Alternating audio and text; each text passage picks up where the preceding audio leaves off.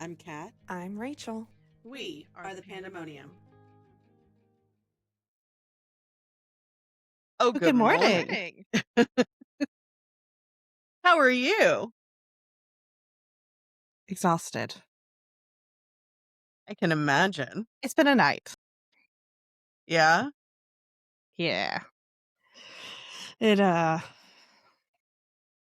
it's very foggy on the way to work, so that just set it off.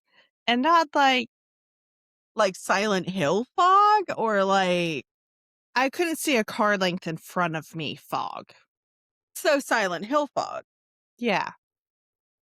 It's a good thing I knew where all the traffic lights were because I couldn't see them till I was right on top of them. So that was a good thing. Right. No, that's scary. I'm sorry. Absolutely terrifying. But that's okay because now I'm home. That is very good. I was able to finally stomach my smoothie.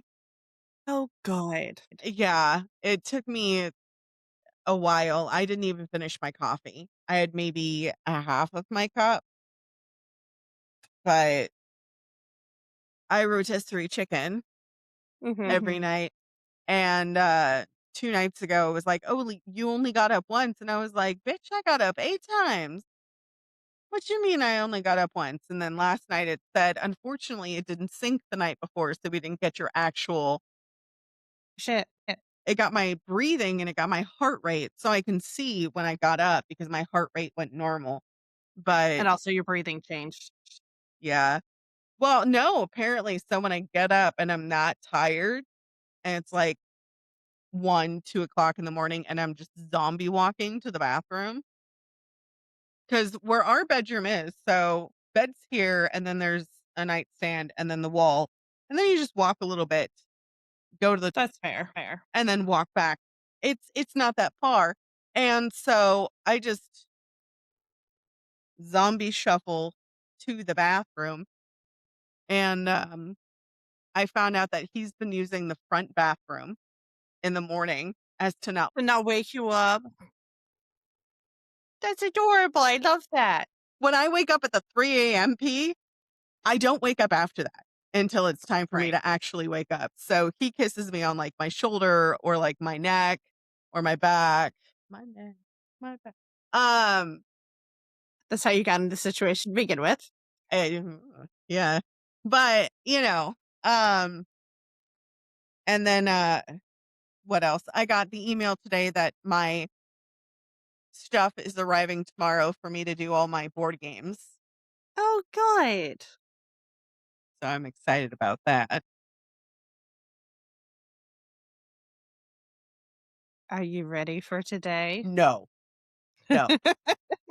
We already warned our listeners it would be 4 to 5 knives. I'm thinking it's 5 knives. Yeah, it's kind of 5 knives.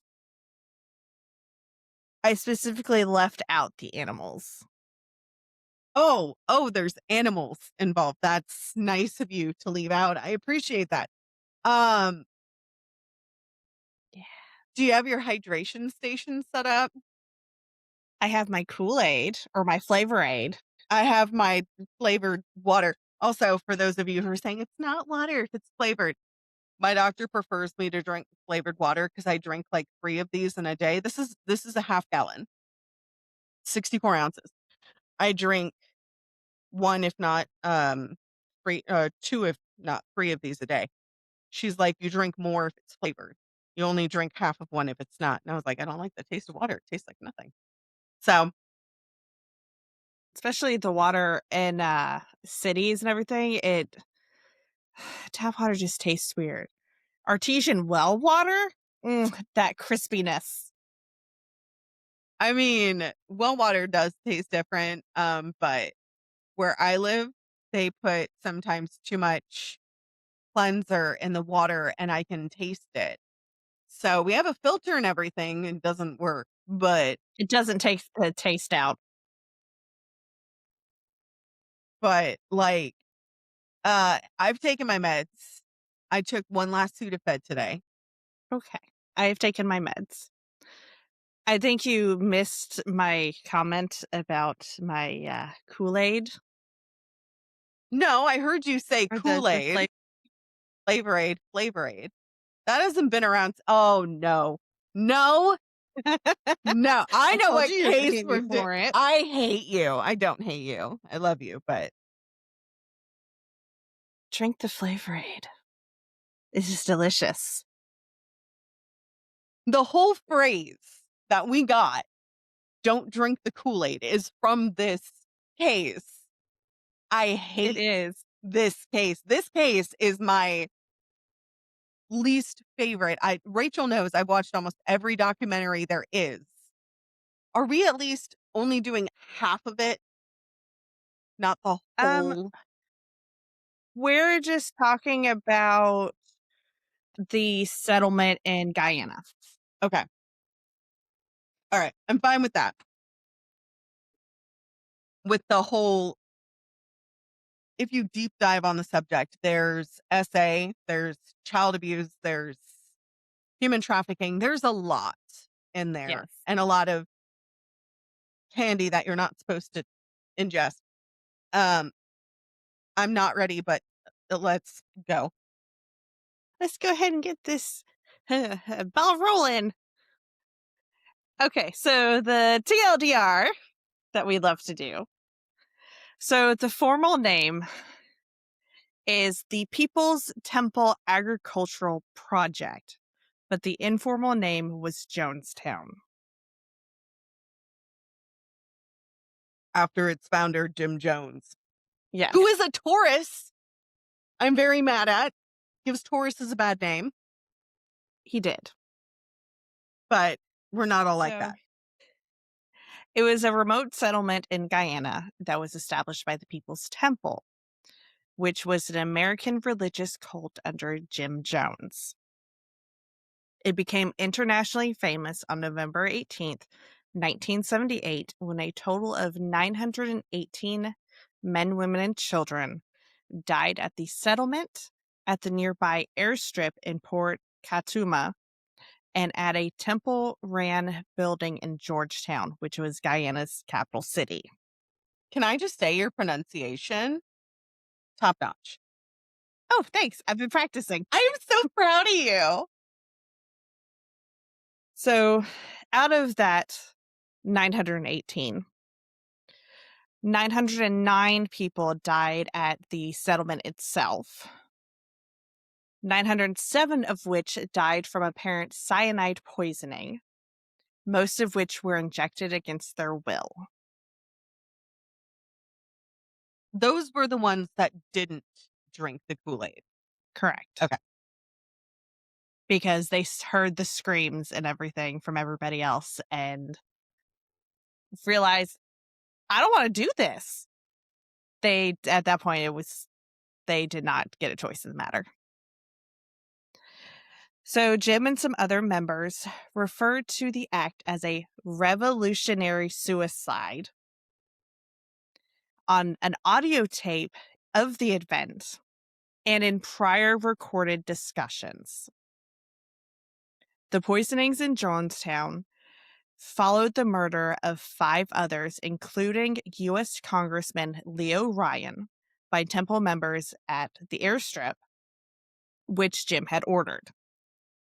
4 other members committed murder-suicide in Georgetown at Jim's command. The terms that are used to describe the deaths have evolved over time. Some contemporary media accounts after the death called it a mass suicide, but later sources refer to the death with terms such as mass murder-suicide, a massacre, or mass murder, because it's what it was. 70 or...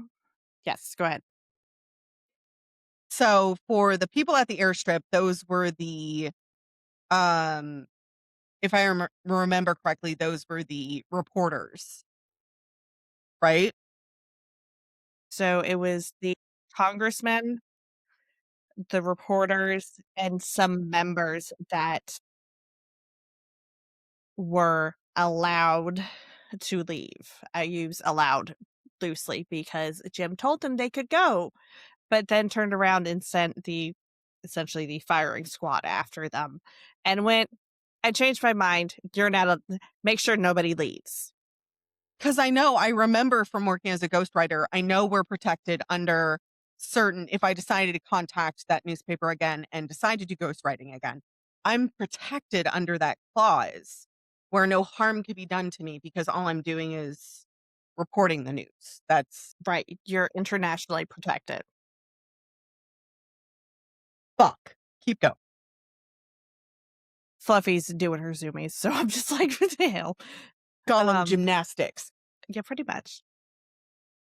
So 70 or more individuals at Jonestown were injected with poison. A third of the victims were minors, and armed guards had been ordered to shoot anybody who attempted to flee the settlement as Jim lobbied for suicide. And only one person was ever held criminally responsible for the events.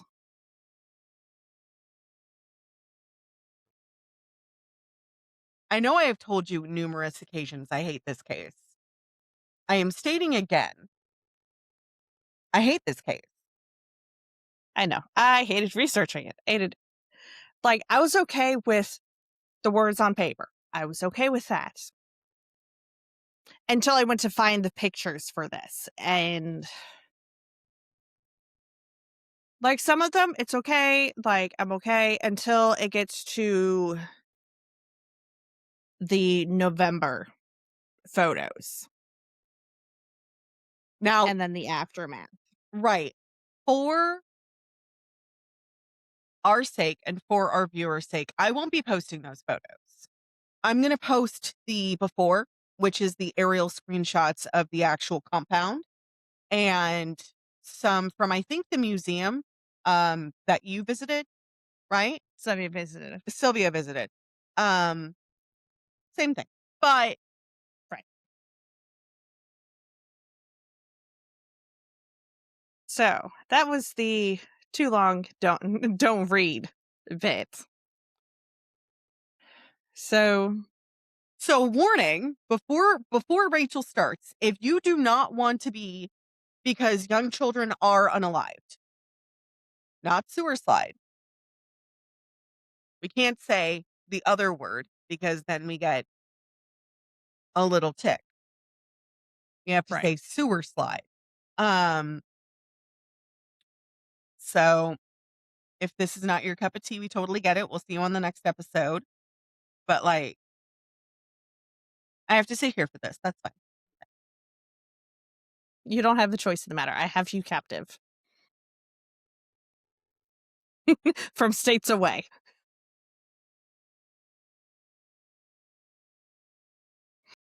Held captive from states away. I'm like, oh no. Oh no. Help. So, interject warnings here. I have it. I know. Hold on. It's a video, so I'm just going to put it here. You've already heard it, but This is a Pandemonium Witches podcast trigger warning. The following episode contains graphic violence and gruesome depictions. Listener discretion is advised. So, the People's Temple was formed by Jim in Indianapolis, Indiana in 1955. So they were around until the event in 78. So they were around for 23 years. So the movement supposedly practiced what it called apostolic it's the words socialism. And so in doing this, the People's Temple preached that those who remained drugged with the opiate of religion had to be brought to enlightenment, which was socialism. Jim had held a interest in Joseph Stalin, Mao Zedong, and the Mustache Man from a very young age, and would later frequently praise Stalin and Vladimir Lenin as heroes.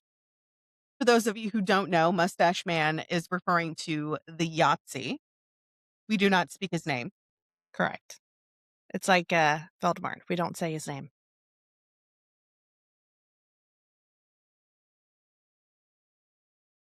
You're welcome for that.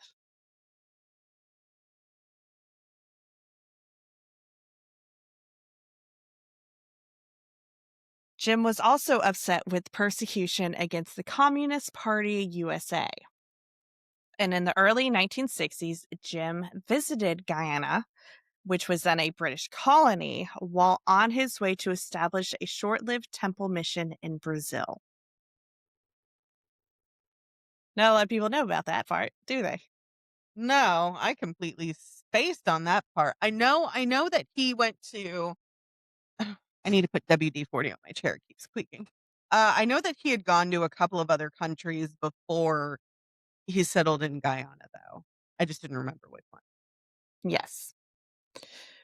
So after he had received considerable criticism in Indiana for his integrationalistic views, because black, white, didn't matter what race you were, everybody was welcome, which I'm not saying should be a sign, but at that time,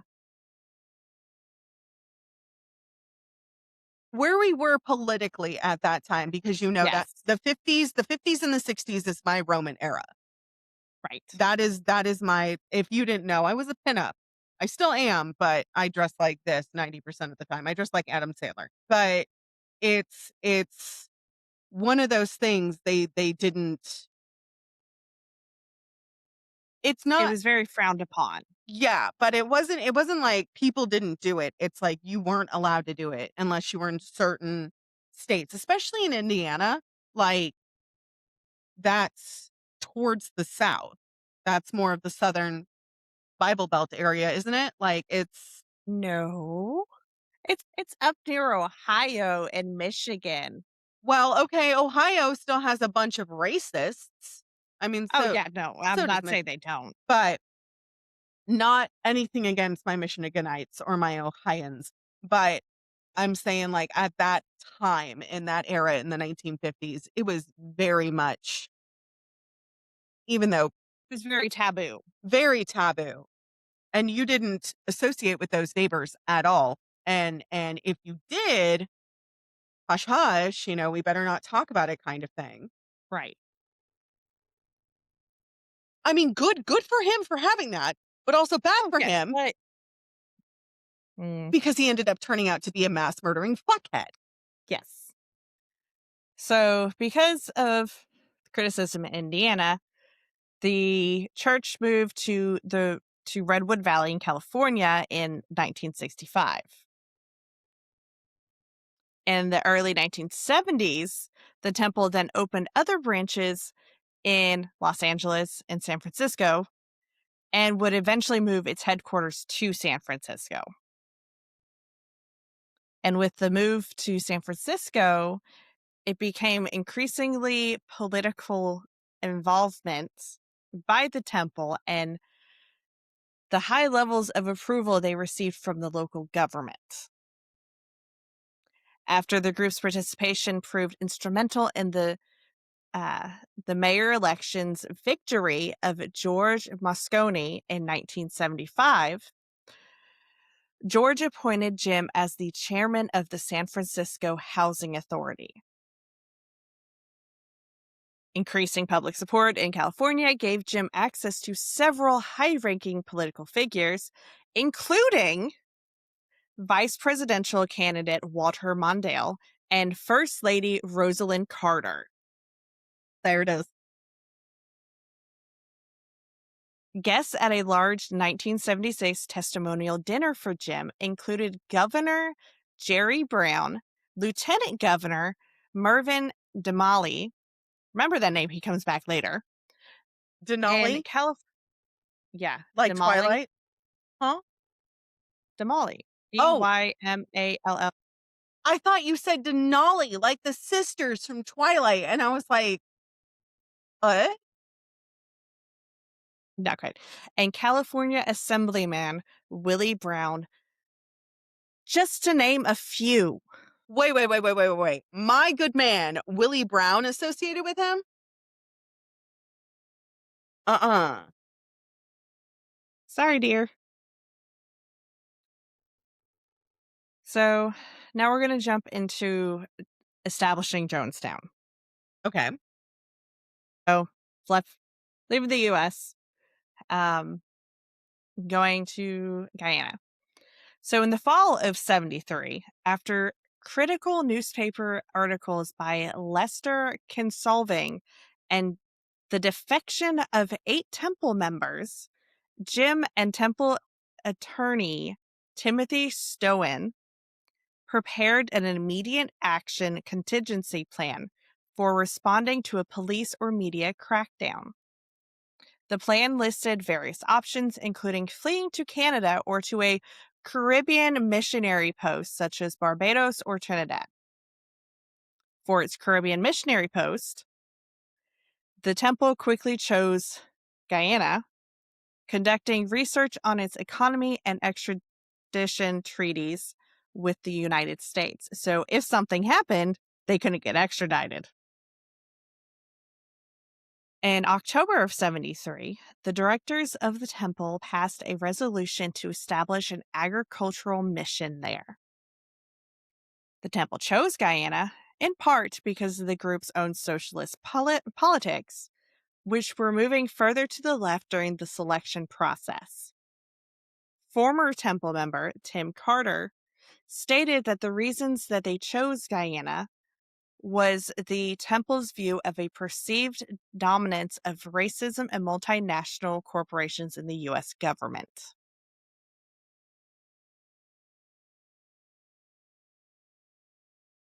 Yeah, I know. The math ain't mathin'. Like, I know Brisket is going to come out and already know calculus in 8 languages. However, the math isn't mathing. Like, it's not 4 Oh, plus I 4 is completely not agree. equal 8. Right now, it's 4 plus 4 equals X, equals Y, equals, I don't know. I realized I just muted myself. I said, oh, exactly. I also just realized I'm making a box for like when I want to do coloring, when I want to like turn my brain off and just turn on Disney, because we're organizing the board games into boxes so it all fits on one bookcase instead of like 4 different areas in the house. I don't know where my color pencil went. You know that big box of color pencils I had? Have you seen it since you moved? Yeah. But then again, who packed most of my stuff?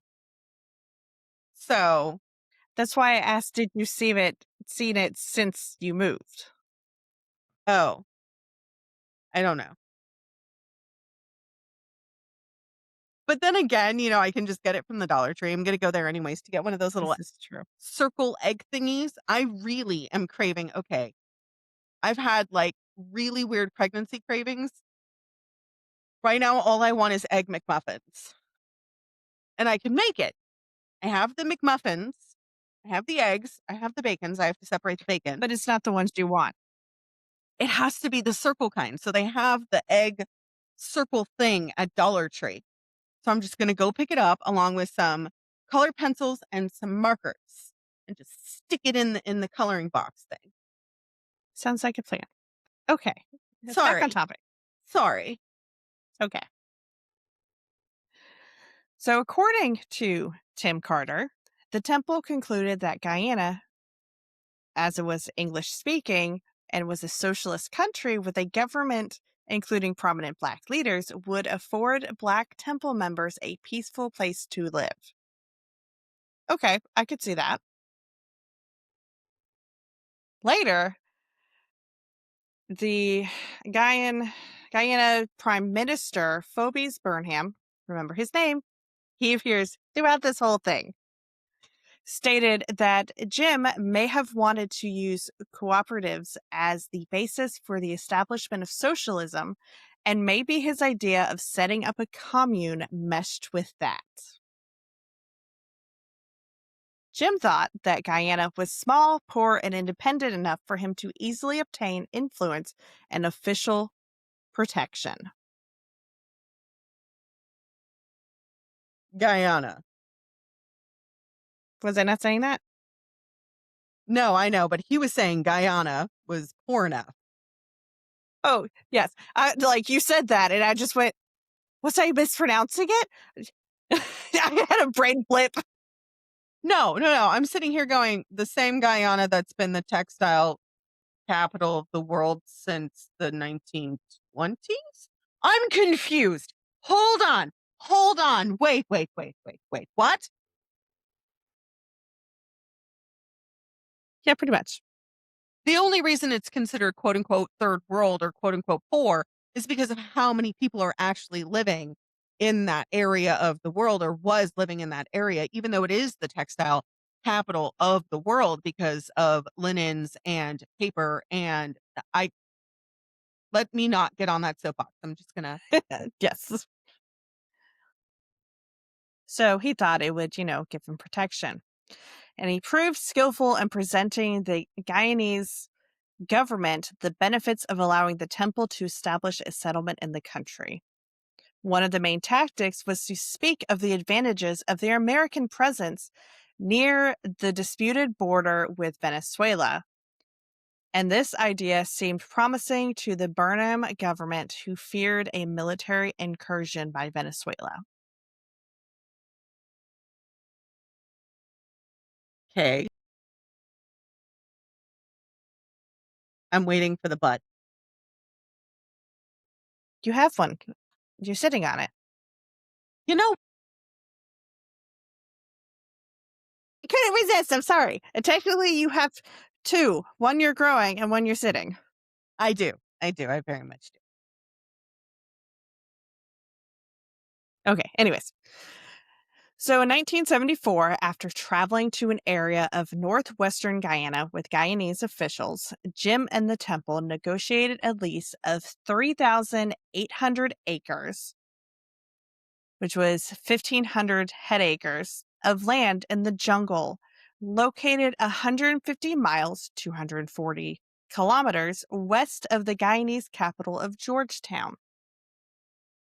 In 1976, Guyana approved the lease and retroacted it to April of 1974.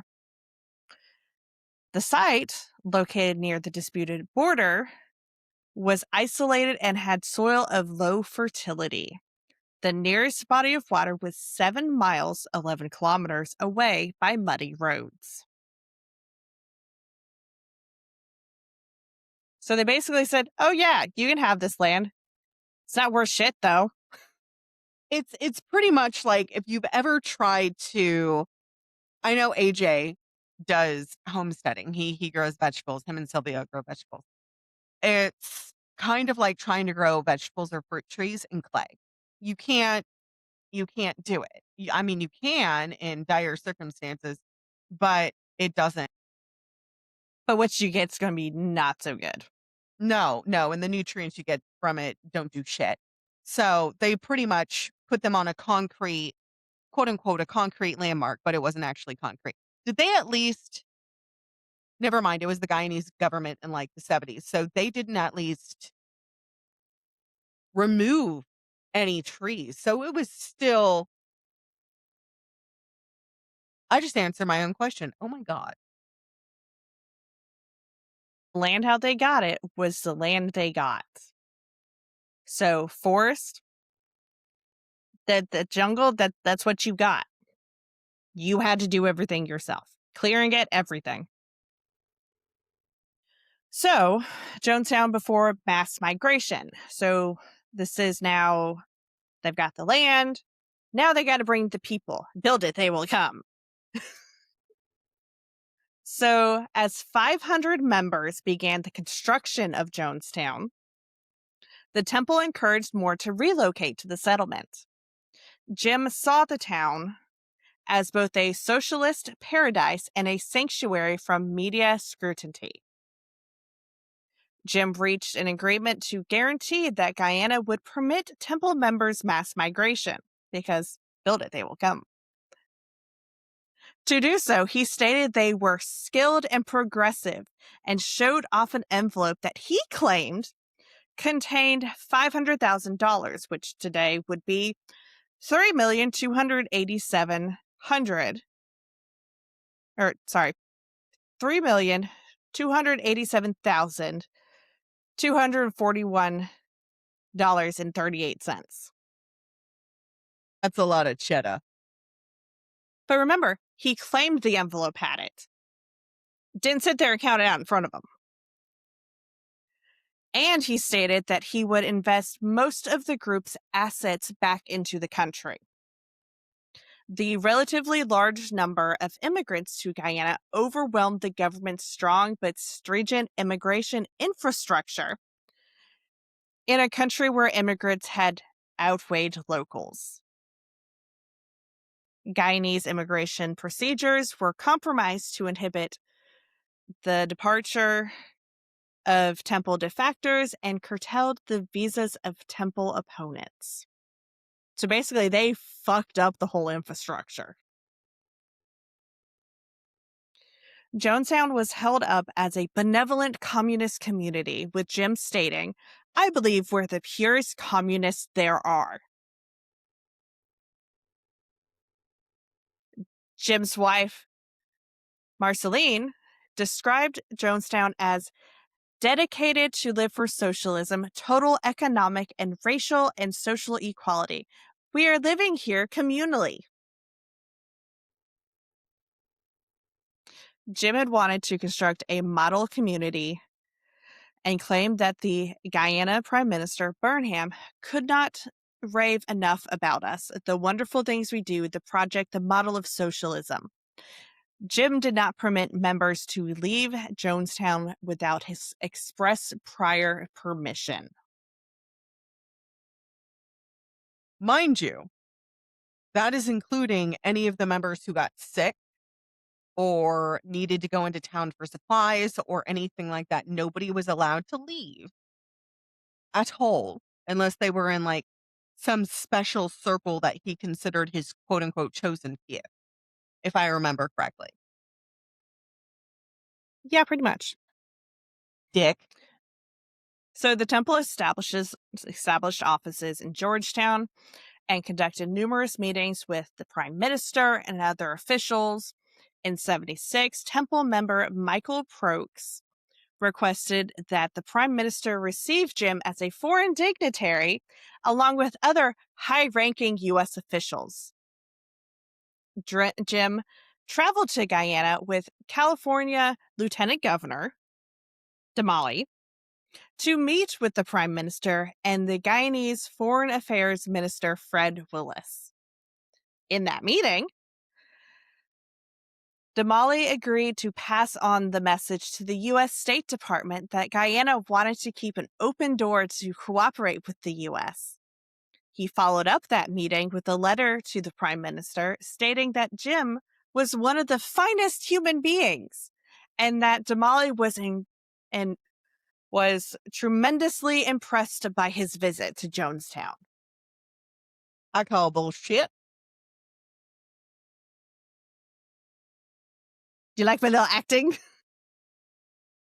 Demon box went off when I said I call bullshit. She goes, "I'm sorry. I don't know how to help you with that." And I just went, I don't know how to help you with that either. I am traumatized.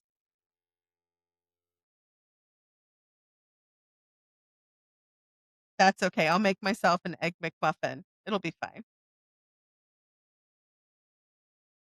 Temple members took pains to stress their loyalty to the Prime Minister's People's National Congress Party.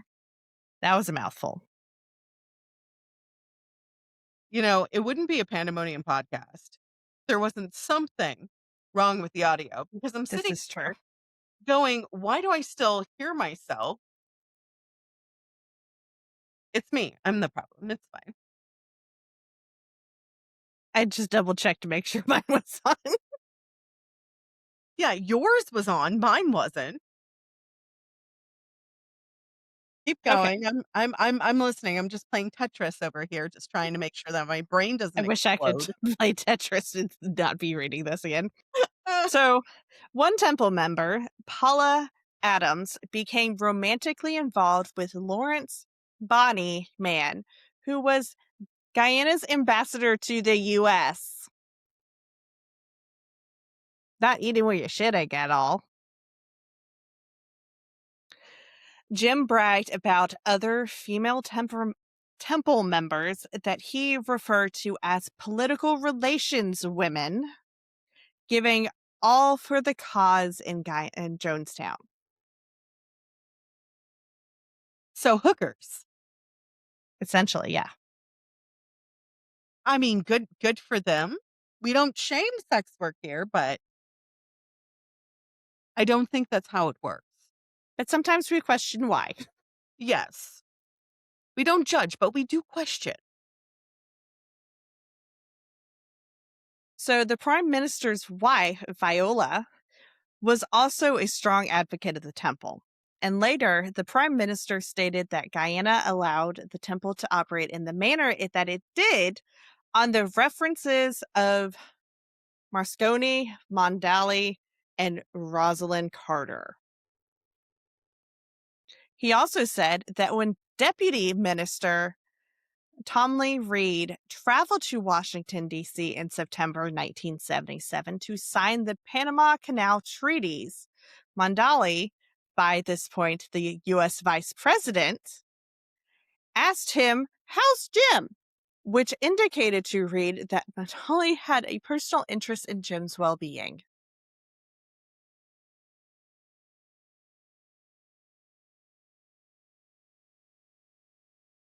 Yeah, I know. So now we're doing investigation and mass migration. So, summer of 1977, Jim and several hundred temple members moved to Jonestown to escape building pressure from San Francisco's media investigations. Jim left the same night that an editor at New West magazine read to him an article to be published by Marshall Kilduff detailing allegations of abuse by former temple members. After the mass migration, Jonestown became overcrowded because they weren't expecting all that many people all at once. No, they were doing it from what I remember from the documentaries I watched. They did it in sort of like stages. So the houses that they built there didn't have any running water or any running power or anything. They had like a couple of bathhouses, but it was like the old Renaissance, like poop in a hole, essentially. And they only had like 2 or 3. And so if you think about it, 2 or 3 for a couple of hundred to a couple of thousand people isn't nearly enough. And they only had, I Oh, think, definitely not. right. And I think it was like 10 or 12 shacks at the time. So they had to like start building more because it took them too long to build the 12 that they had. So they were building them as they needed them. And they're like, okay, everybody has a house or has a roof over their head to sleep at. We're going to work on trying to do other things now. And then all of a sudden, all these people come in and they're like, shit, we don't have anywhere to let y'all sleep. Fuck. So Jonestown's population was slightly under 900 at its peak in 1978. So almost 1,000 people were living there. So, life after the mass migration. Many members of the temple believed that Guyana would be, as Jim had promised, a paradise or a utopia. They were sadly mistaken. Because after Jim arrived, Jonestown life significantly changed. Entertaining movies from Georgetown that the settlers had watched were mostly canceled in favor of Soviet propaganda shorts and documentaries on American social problems. because he's like, no, we're not watching fun little movies anymore. No, we're watching these things. Because before this, it was, he's far away. He doesn't know what we're doing. We just straighten up when he comes to visit kind of thing. Can't do that anymore now he's living there. So bureaucratic requirements after Jim's arrival sapped labor resources for other needs. Buildings fell into disrepair and weeds encroached on fields. School study and nighttime lectures for adults turned to Jim's discussions about revolution and enemies, with lessons focused on Soviet alliances, Jim's crises, and purported mercenaries sent by S2E2, who had defected from the temple and turned against the group.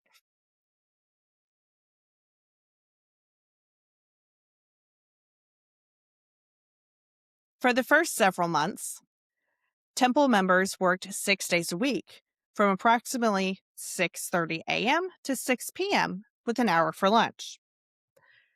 In mid-1978, after Jim's health deteriorated and his wife began managing more of the operations, the work week was reduced to 8 hours a day for 5 days a week. After the day's work ended, temple members would attend several hours of activities in the settlement's central pavilion, including classes on socialism. You're going to hate this bit. Jim compared Jonestown's work schedule to the North Korean system of 8 hours of daily work followed by 8 hours of study. So 16 hours a day they were doing something. That only leaves 8 hours to sleep, if that. Not even that. Not even that. Because that's not including food, bathrooms, showering, all of that. So these people were getting kind of run down. So this also comported with the temple's practice of gradually subjecting its followers to sophisticated mind control and behavior modification techniques borrowed by Mao Zedong and Kim Il-sung. Jim would often read news and commentary, including items from Radio Moscow and Radio Havana, and was known to side with the Soviets over the Chinese during the Sino-Soviet split. Discussions about current events often took the form of Jim interrogating individual followers about the implications and the subtext of a given news item, or delivering lengthy and often confusing monologues on how to read certain events. Of course he did. In addition to Soviet documentaries, political thrillers such as The Parallax View, 1974, The Day of the Jackal, 1973, State of Siege, 1972, and Z, 1969, were reportedly screened and minutely analyzed by Jim. Recordings of commune meetings show how livid and frustrated Jim would get when anyone did not find the films interesting or did not understand the message Jim was placing before them. Time in, because this is bullshit. Again, I am sorry for all the technical difficulties, guys. I'm having a morning. And Really apparently are. so is my recording equipment. It happens.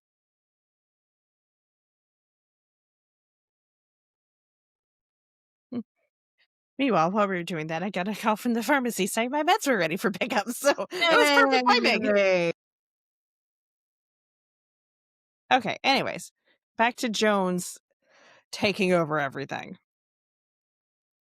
So, Jonestown had a closed-circuit TV system, but no one could view anything in the way of film or recorded TV, no matter how innocuous or seemingly politically neutral without a temple staffer present to interpret the material for the viewers.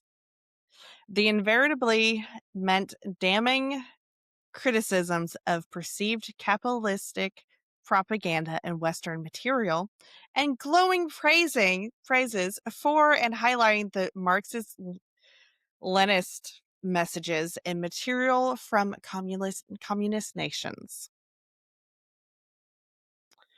Jim's recorded readings of the news were part of the constant broadcast over the tower speakers, such that all members could hear them throughout the day and night. So the few hours you get to sleep is spent listening to this shit. His news readings usually portrayed the U.S. as a capitalist and imperialist villain, while casting socialist leaders such as Kim, Stalin, and Robert Mugabe in a positive light. Yeah, I know. Jonestown's primary means of communication with the outside world was a shortwave radio. All voice communications with San Francisco and Georgetown were transmitted using this radio, from mundane supply orders to confidential temple business. The Federal Communications Commission, FCC, cited the temple for technical violations and for using amateur frequencies for commercial purposes. Because shortwave radio was Jonestown's only effective means of non-postal communication, the temple felt that the FCC's threats to revoke its operators' licenses threatened the town's existence.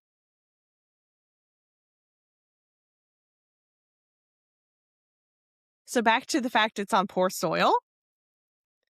It was not self-sufficient and had to import large quantities of commodities such as wheat.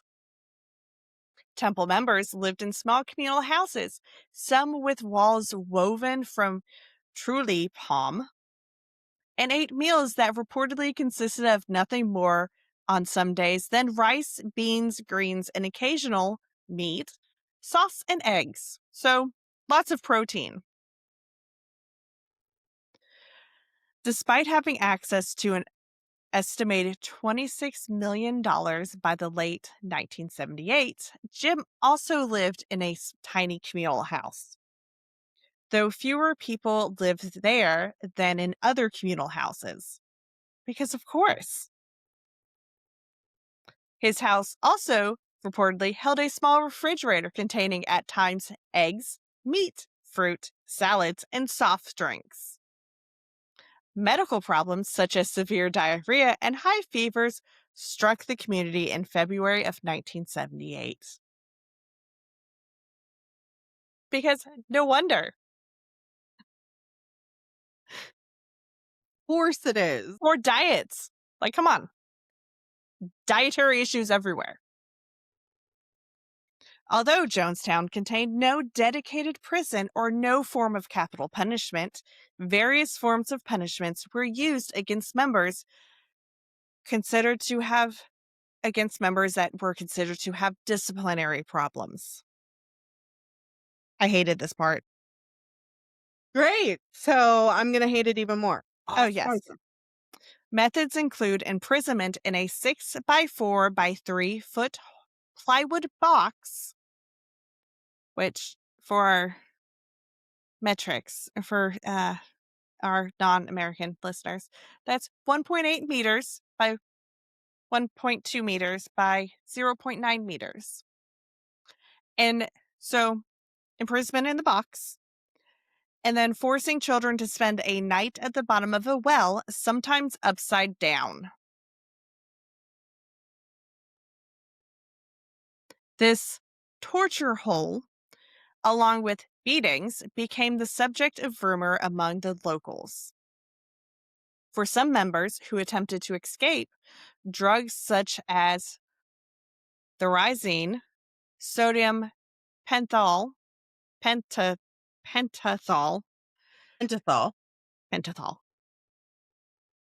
chloral hydrate, Demerol, or Valium were administered in an extended care unit. Armed guards patrolled the area day and night to enforce the rules. So you're literally in a prison. You just went there by your own free will instead of committing a crime.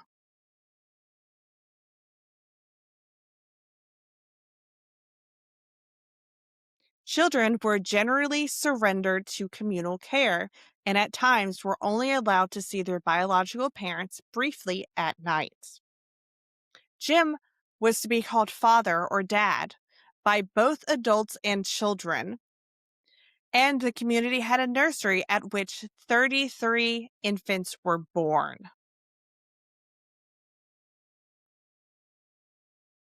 For a year, it appeared that the commune was ran primarily through Social Security checks that were received by members.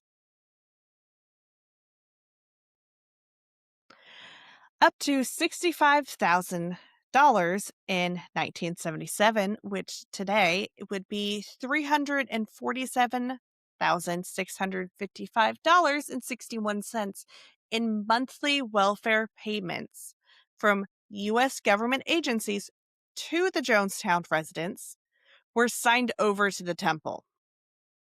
So essentially, a down payment purchase of a Rancho Cordova home in California, rating $1.5 million. Yeah, pretty much. In 1978, officials from the U.S. Embassy in Georgetown interviewed the Social Security recipients on multiple occasions to make sure that they were not being held against their will. But by this point, of course, you're brainwashed.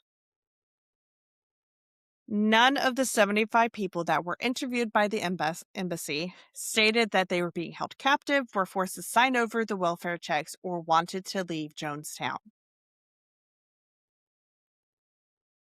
So now we're into what was called the White Night and the 6-Day Siege, which were events before the arrival of Congressman Ryan. Yeah. So Jim started to become paranoid at this point.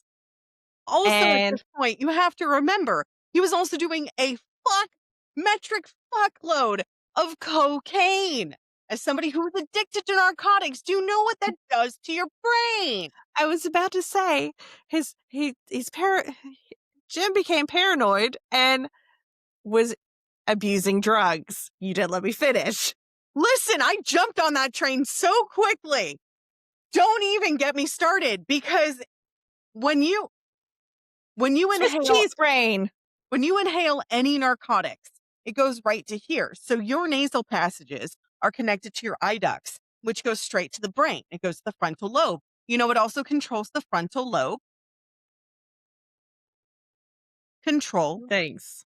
And the back part of the brain as well. So, that's why my dad had no motor functions or control for a while, because of his brain injury, because he had damage here and damage back here. No. So, because of his paranoia and drug use, he became fearful of a government raid on the commune, citing concerns that the community would not be able to resist an attack. He made frequent addresses to temple members regarding this town's safety, including statements that U.S. intelligence agencies were conspiring with capitalist pigs to destroy the settlement and harm its inhabitants. Jim was known to regularly study the Mustache Man and Father Divine to learn how to manipulate members of the cult. Father Divine told Jim personally to find an enemy and to make sure they know who the enemy is, as it would unify those in the group and make them subservient to him. After work, when purported emergencies arose, the temple sometimes conducted what Jim referred to as white nights. During such events, Jim would call out, "Alert, alert, alert," over Jonestown's tower speakers to call the community together in the pavilion, which was then surrounded by guards armed with guns and crossbows. On several occasions, Jim then gave his followers 4 options: attempt to flee to the Soviet Union, commit revolutionary suicide, stay in Jonestown and fight the supposed attackers, or flee into the jungle. Those were your only 4 choices. On at least 2 occasions during these White Nights, after a revolutionary suicide vote was reached, a simulated mass suicide was rehearsed. So from here on out, I changed defector to survivor in my notes, because at this point, if they were there up to this point, they're not defectors, they're survivors. No, I agree. Also, can you stop using the word suicide? Because we're Sorry. going to get flagged. So I have I'm to go quoting them. I'm through. sorry. No, it's fine. I have to go through and edit to say sewer slide over your voice. So it's fine. Just My bad. letting you know for future reference, because we can't even say schmurder or, cornflake unaliver. We can't say It's those so real words. dumb, It's stupid, but I can say the word fuck as many times as I want. right? Doesn't make sense.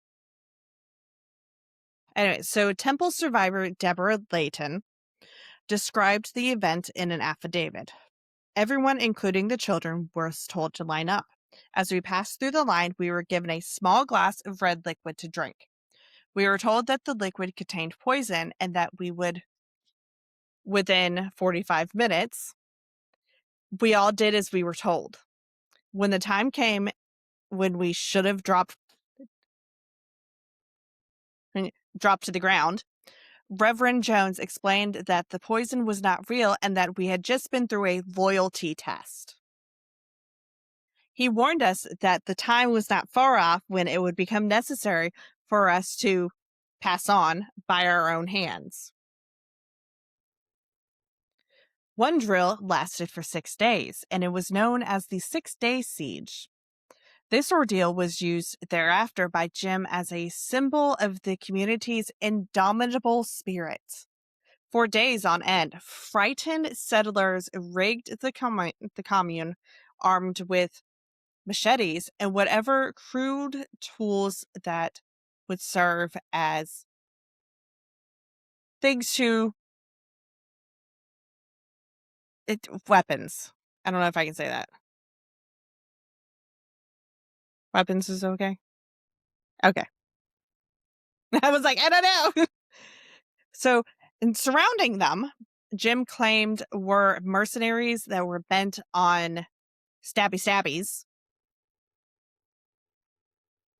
as well as the abduction of Jim's son, John Victor Stone, and others. Jim's wife and others outside the commune engaged in interminable shortwave radio conversations with Jim, seeking to dissuade him from ordering a mass slip and slide. The panic reached such a point that an ad hoc, which I had to look this up, which was definitions necessary or needed, created or done for a particular purpose as necessary, evacuation was ordered by Jim, with dozens of settlers hastily loaded onto boats on the George River for a potential exodus to Cuba. Several people fell into the river, suffering injuries. At last, Jim bowed to pressure, and the drill ended.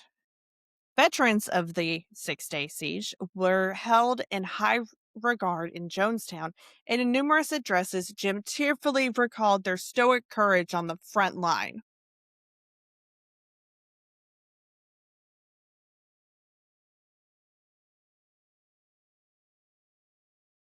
The temple had received monthly half-pound shipments of cyanide since 1976. After Jim obtained a jeweler's license to buy this chemical, supposedly to clean gold.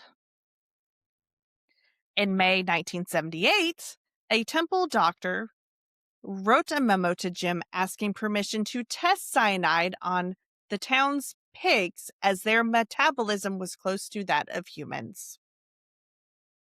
I have questions, but I'm not going to ask them because I know better. Because you'll just answer your own questions. Yes, because I will, because I've been researching this stuff since I was a kid. Probably shouldn't have been, checking out, poisons and dyes at the library when I was about 8 years old. I got put on a watch list program at the library at a very early age. Meanwhile, they were asking, "Excuse me, can I ask you why you're checking this out?" Yes, because I was researching the Black Plague. Because they use dyes and certain poisons to quote unquote cure people. And I was like, why were they doing that? Oh, because in this day and this day and this day, it was saying it was They didn't know any better. right. And they were saying it was curing people. It wasn't actually curing people. It was getting rid of the quote unquote illnesses, but it was actually literally killing them from the inside out. And I was like, how dumb can you be? But I had to prove it. And I brought in my paper on the Black Plague. And I was like, I have no reason to be on the watch list. And then 10 years later, it happened again because I started researching another cornflake unaliver. And I went, do we have to do this all over again? Apparently, yes. Just when you thought it was safe. It is not. So now we're in September of 1977. Former temple members, Tim and Grace S2.E2, battled in a Georgetown court to produce an order for the temple to show cause why a final order should not be issued to return their 5-year-old son, John. A few days later, a second order was issued for the child to be taken into protective custody by authorities. The fear of being held in contempt of the orders caused Jim to set up a false sniper attack upon himself, and that began the 6-day siege. Jonestown rallies began to take an almost surreal tone as Black activists Angela Davis and Huey Newton communicated via radio telephone to the settlers, urging them to hold strong against the conspiracy. Jim made radio broadcasts stating, "We will pass away unless we are granted freedom from harassment and asylum." I don't think that's how that works. No. Deputy Minister Reed finally assured Jim's wife, Marceline, that the Guyana Defense Force would not invade the town. So that's the only reason why they... Following the 6-day siege, despite the deputy minister's assurances, Jim no longer believed the Guyanese could be trusted because he's cuckoo for Cocoa Puffs at this point because his brain Swiss cheese. You said it, not me. Because I know you were going to. So, because of this, he directed temple members to write to over a dozen foreign governments inquiring about immigration policies relevant to another exodus by the temple. He also wrote to the U.S. State Department inquiring about North Korea and Albania, and then enduring the Sino-Albanian split. In Georgetown, the temple conducted frequent meetings with the embassies of the Soviet Union, Cuba, North Korea, and Yugoslavia. Negotiations with the Soviet embassy included extensive discussions of possible resettlement there. The temple produced memoranda discussing potential places with the Soviet Union in which they might settle. Sharon Amos, Michael Prokes, Matthew Blunt, Timothy Reagan, and other temple members took active roles in the Guyana-Korea Friendship Society, which sponsored 2 seminars on the revolutionary concepts of Kim to sung. I keep wanting to say the current guy's name, so I have to keep correcting myself. In April of 78, a high-ranking correspondent of the Soviet news agency TASS and his wife visited Jim. On October 2nd, 1978, Fyodor Timofeyev, I'm just going to call him Fyodor for the rest of the thing, the Soviet Council in Georgetown visited Jonestown for 2 days and gave a speech. There was a lot of photos of him and Jim together. Jim stated before the speech, "For many years, we have let our sympathies be quite publicly known that the United States government was not our mother, but that Soviet Union was our spiritual motherland." Fyodor opened the speech stating that Soviet Union would like to send our deepest and the most sincere greetings to the people of this first socialist and communist community of the United States of America in Guyana and in the world. Both speeches were met by cheers and applause from everybody in Jonestown. Yeah, of course, because otherwise they'd probably been shot. And they were also brainwashed by this point. Right, because you have to remember, like, they essentially, they gave up literally all of their possessions to move here.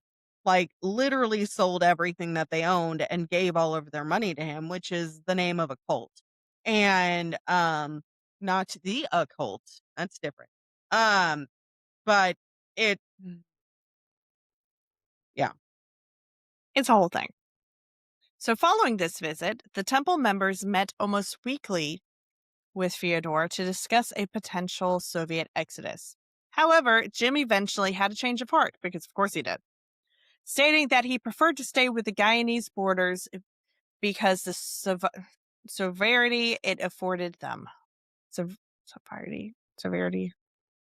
Yeah, you know what I mean. Severity. So now we're getting concerned relatives.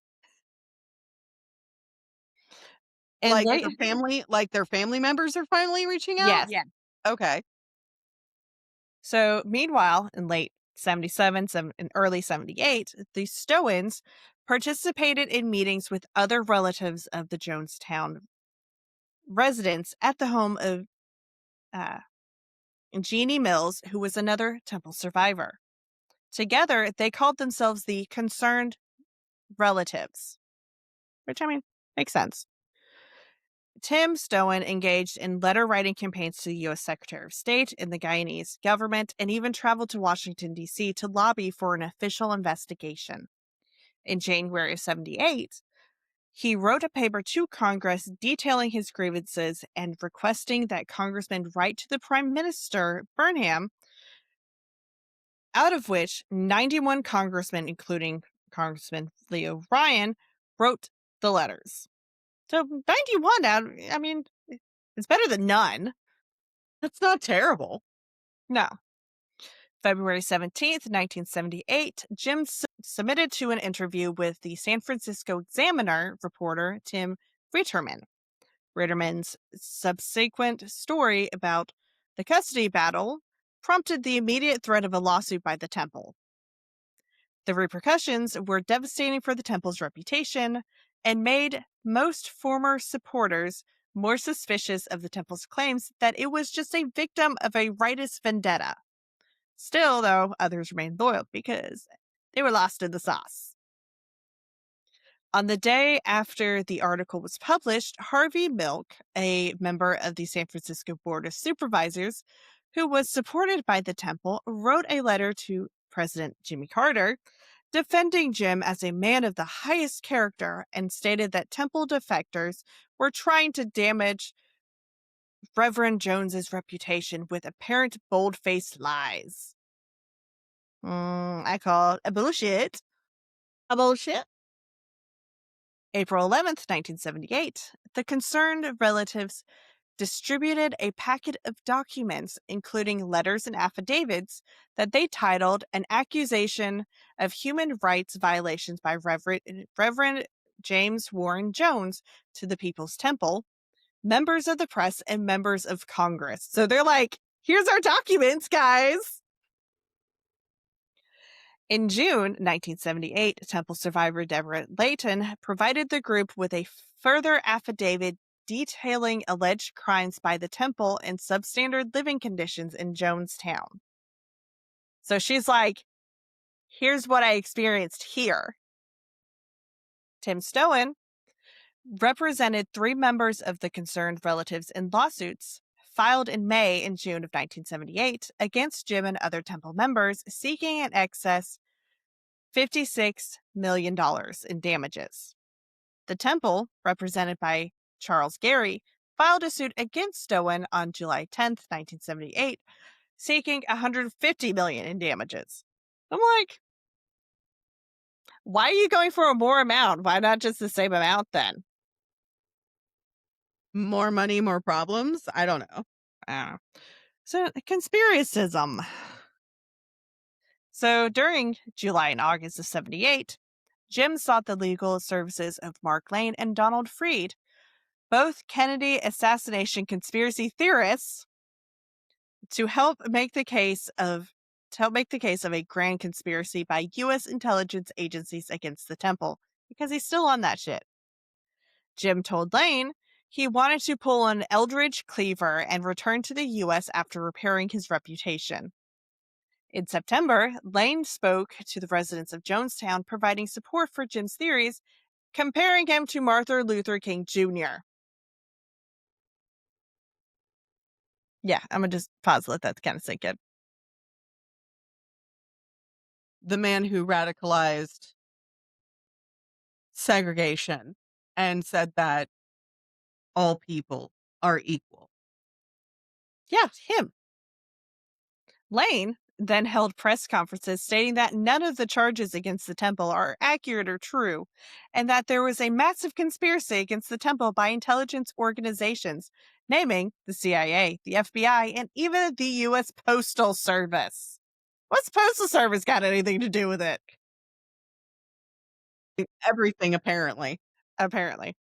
Though Lane presented himself as a disinterested party, Jim was actually paying him $6,000, which is $29,827.18 per month to generate these theories. That's some cheddar. It's a lot of cheddar. That's more than cheddar. That's right? bread. It's true. So, obviously, because of the drugs and, not good dietary nutrition, his health significantly declined. In 1978, he was informed of a possible lung infection, upon which he announced to his followers that he had lung cancer, which was a ploy to foster sympathy and strengthen support within the community. Of course he did.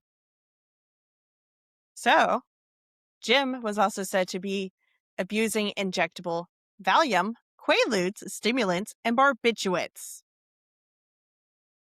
Of course, because it's the 70s. Audio tapes of 1978 meetings exhibit Jim complaining of high blood pressure. I wonder why you're taping uppers and downers at the same time. Small strokes. Again, I wonder why. Weight loss of 30 to 40 pounds within the span of 2 weeks. Again, I wonder why. Look at what's before you. Temporary blindness, convulsions, and in his final month, grotesque swelling of the extremities. So, again, I wonder fucking why. Cocaine's a hell of a drug, okay? I never personally touched it. However, some people that I knew back in rehab did, and let me tell you, I am not happy or proud of half the stuff that I've done. I'm still alive. They are not. That should tell you be. I might have done a lot of things, but that is not one of them. Precisely. So, during meetings and public addresses, Jim's once sharp-speaking voice often sounded slurred. I wonder why. Words ran together or were tripped over. He would occasionally not finish sentences, even when reading typed reports over the commune's speaker system. Again, Swiss cheese brain. I know you were going to say that. So, San Francisco's Examiner's reporter, Reiterman, was surprised by the severe deterioration of Jim's health when he saw him in Jonestown on November 17th, 1978, literally day before. After covering Jim for 18 months for the Examiner, he thought it was shocking to see his glazed eyes and festering paranoia face to face, to realize that nearly 1,000 lives, ours included, were in his hands. So now we're to the congressman's visit. So we're getting close to the end, unfortunately. It's a double-edged swishy swish. It is a double-edged sword because I'm happy because then I get to go to Dollar Tree to get my little egg mold so I can make my freaking egg McMuffins. But it's also a double-edged sword because will I still be hungry after I finish this? Probably not. Well, that's why I included all the photos in a different file. That way you can look at them at your own time. And the I have the area zoomed out shots of the pavilion. I did not include any close-ups or anything. You're welcome for that. Thank you.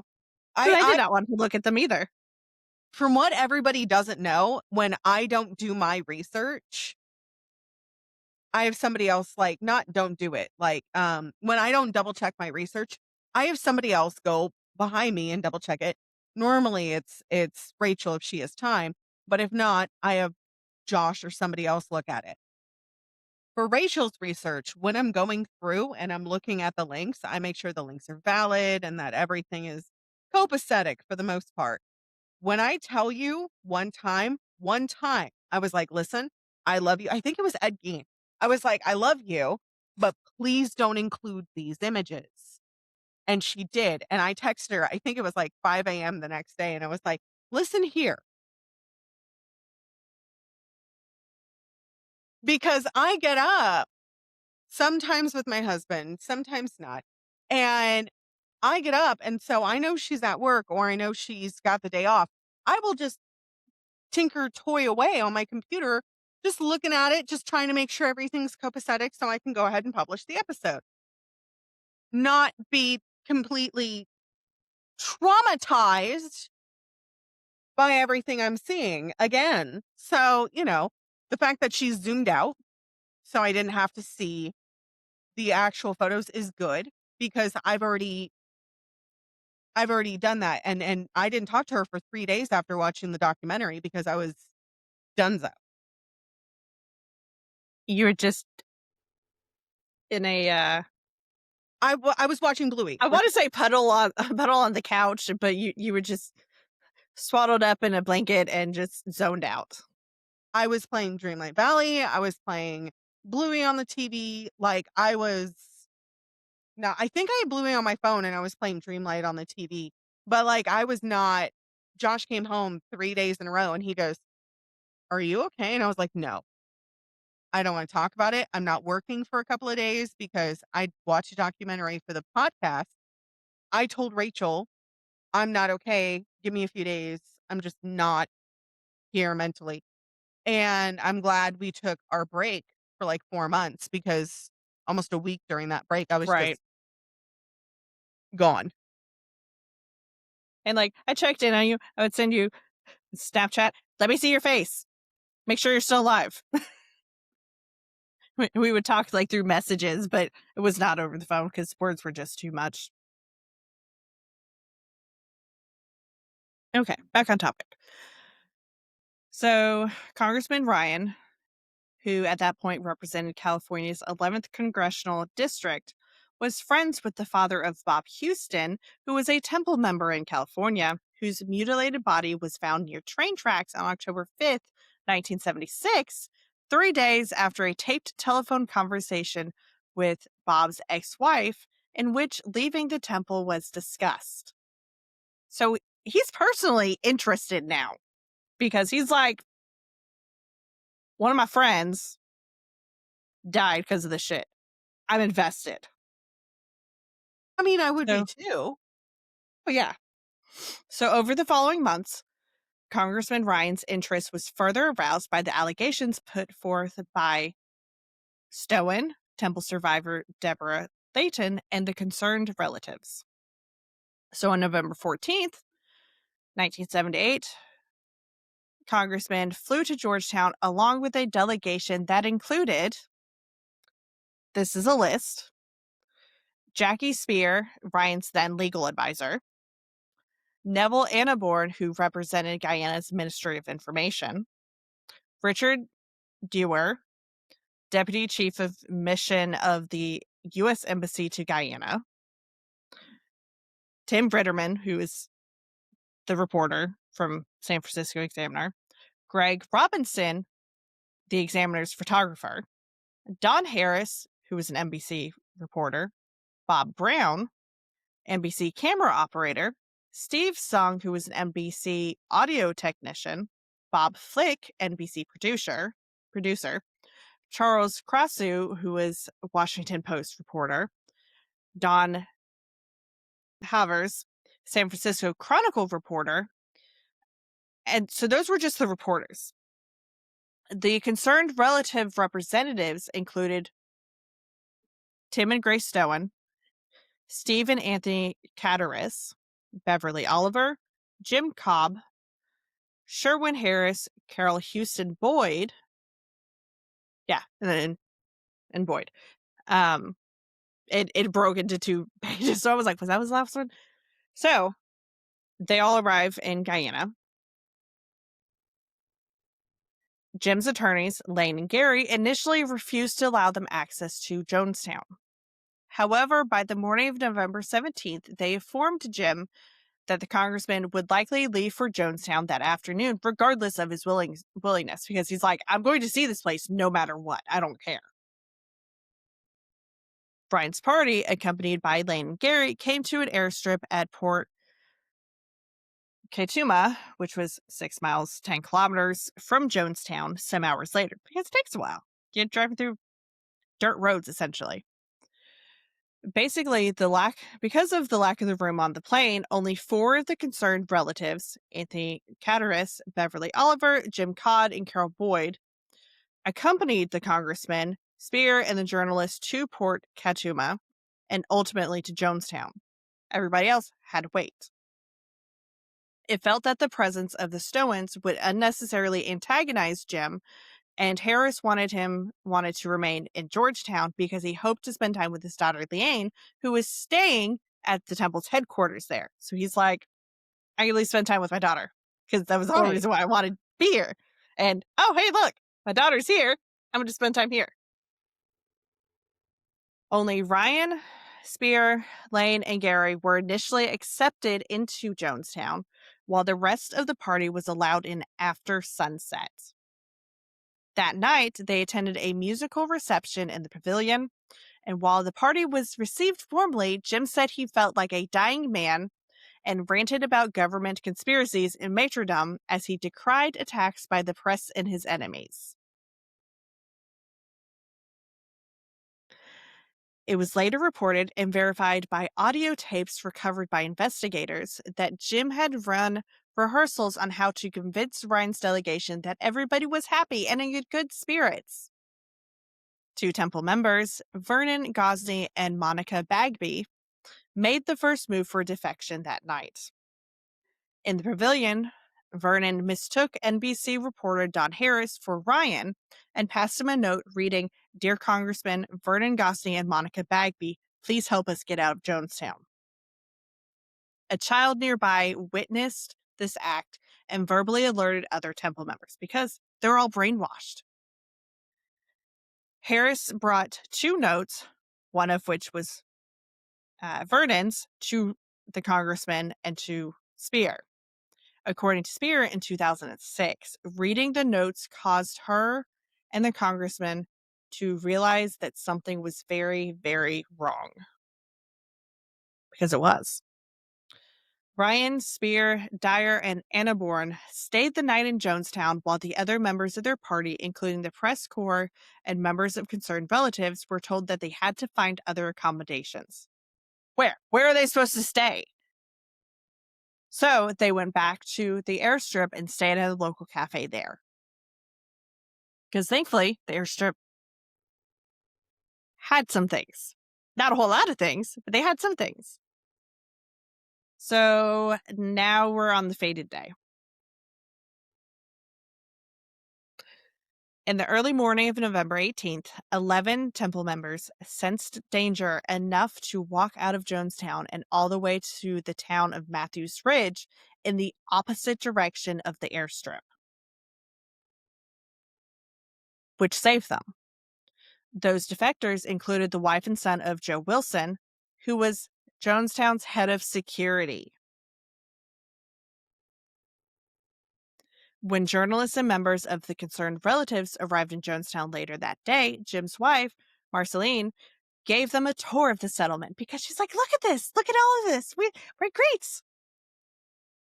That afternoon, the Parks and the Bogue families, along with Christopher O'Neill, who at that point was the boyfriend of one of the Parks' daughters, and Harold Cordell, who was living with Mrs. Bogue, stepped forward and asked to be escorted out of Jonestown by the delegation. When Jim's adopted son, Johnny, attempted to talk Jerry Parks out of leaving, Jerry told him, no way, it's nothing but a communist prison camp. Because it was. Jim gave the two families, along with Gosney and Bagby, permission to leave. Because, of course, they had to have permission. Before leaving, though, Gosney was forced to sign a statement stating that he was leaving his 4-year-old son behind of his own free will. When Harris handed Gosney's note to Jim during an interview in the pavilion, Jim stated that the defectors were lying and wanted to destroy Jonestown. And then, of course, because, rainforest, a sudden violent rainstorm started. Because of course it did. Emotional scenes developed between family members. Al Simon, a Native American temple member, attempted to take 2 of his children to Ryan to process the requested paperwork for transfer back to the U.S. Al's wife, Bonnie, summoned over the speakers by temple staff, loudly denounced her husband. Al pleaded with Bonnie to return to the U.S., but Bonnie rejected his suggestions. Which had to hurt. Well, yeah, obviously. Save his funny. Save his funny. Save his family. I can't talk now. Save his fanny. Well, that too. So, while most of Ryan's party began to depart on a large dump truck back to the airstrip, the congressman and Dyer stayed behind in Jonestown to process any additional defectors. Shortly before the dump truck left, Temple loyalist Larry Layton, who was the brother of Deborah, who was in the concerned relatives, demanded to join the group. Several defectors voiced their suspicions about his motives because, why are you doing this? Shortly after the dump truck initially departed, Temple member Don Ujara Sly grabbed Ryan while wielding a knife. While the congressman was unhurt, after others wrestled him to the ground, Dyer strongly suggested that the congressman leave Jonestown while he filed a criminal complaint against Don. Congressman did so, promising to return later to address the dispute. The truck departing to the airstrip had stopped after the passengers heard of the attack on the congressman and took him as a passenger before continuing his journey toward the airstrip. So it really hadn't fully left. So they're like, oh, wait, one more, throw him on. The entourage had originally scheduled a 19-passenger Twin Otter from Guyana Airways to fly them back to Georgetown. Well, because of everybody departing Jonestown, the group grew in number, and so now an additional aircraft was required. Accordingly, the U.S. Embassy had arranged for a second plane, a 6-passenger Cessna. When the entourage reached the airstrip between 4:30 p.m. and 4:45 p.m., the planes had not appeared as scheduled. So the group had to wait until aircraft landed at approximately 5:10 p.m., and then they were able to begin boarding. Well, Larry was a passenger on the Cessna, which was the first aircraft to set up for takeoff. After the Cessna had taxied to the end of the airstrip, he produced a pew-pew and started shooting at the passengers. He wounded Bagby and Gosney and tried to pass away in Dale Parks, who disarmed him after the pew-pew misfired.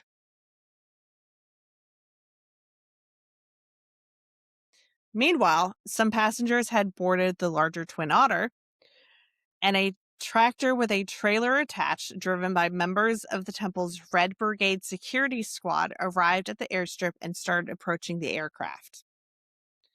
When the tractor neared within approximately 30 feet, 9 meters of the party, at a time roughly concurrent with the shootings on the Cessna, the Red Brigade opened fire with hand pew-pews and long pew-pews of both kinds. Okay. While at least 2 shooters circled the plane on foot.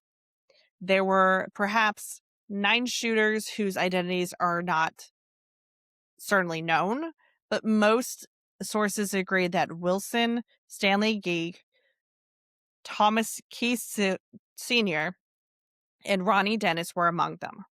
Jim had instructed Larry Layton, as well as those aboard the tractor, to ensure that none of the members of the Congressman's party nor the defectors were to leave Jonestown. The first few seconds of the shooting were captured on U-matic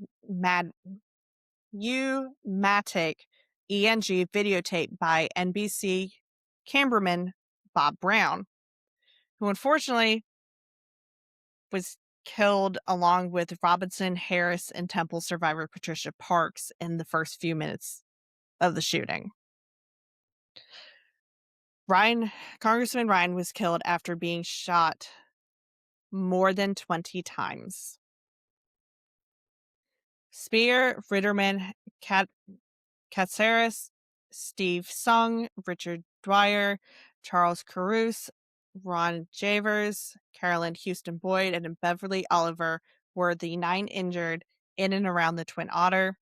After the shootings, the Cessna's pilot, Tom Fernandez, along with the pilot and co-pilot of the Twin Otter, Captain Guy Spence and First Officer Estelle Broadwell Paul, as well as the injured Bagby, flew in the Cessna to Georgetown. The damaged Twin Otter and the injured Ryan delegation members were left behind on the airstrip.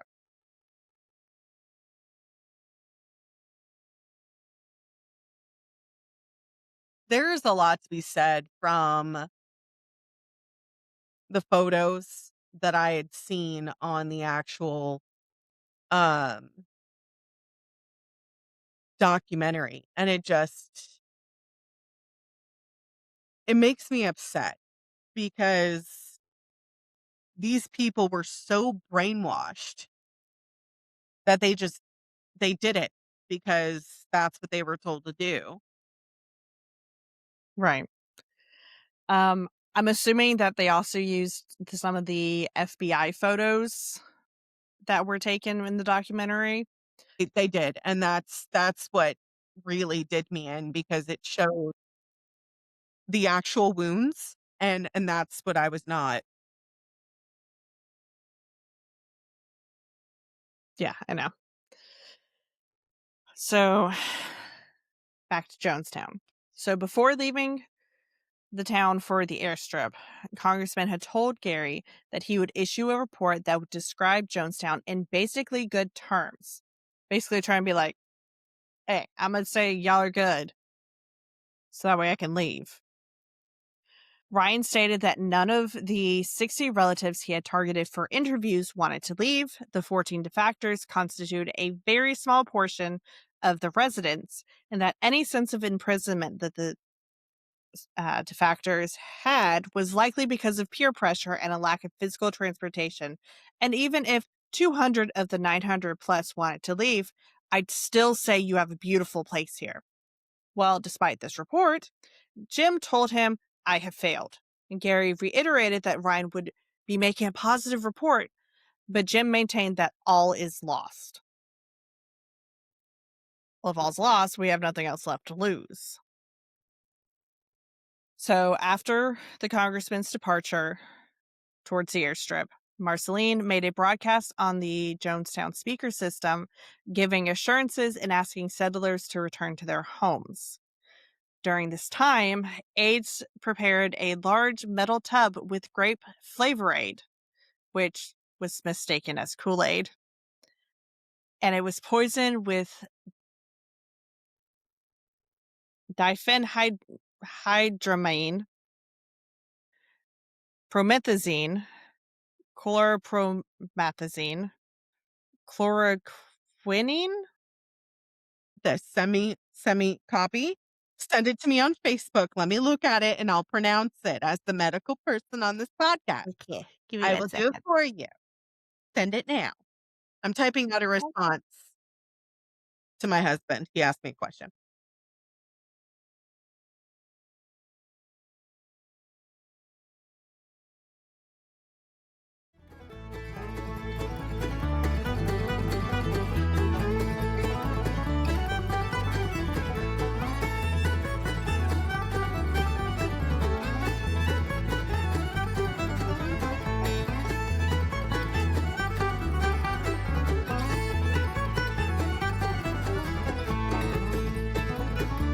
So the first one is diphenhydramine, promethazine. I know that one because that's a anti-nausea med because I have it. Yeah. Diazepam, chlorohydrate and cyanide, chloroquine, and chloropramazine. Takes me a second. Thanks. You're welcome. The more you know, shooting star. So this concoction was prepared with the help of Jonestown's in-house doctor, Larry Satch, who was a former methamphetamine addict who got sober with the help of Jim, who subsequently paid for his college education to become a doctor.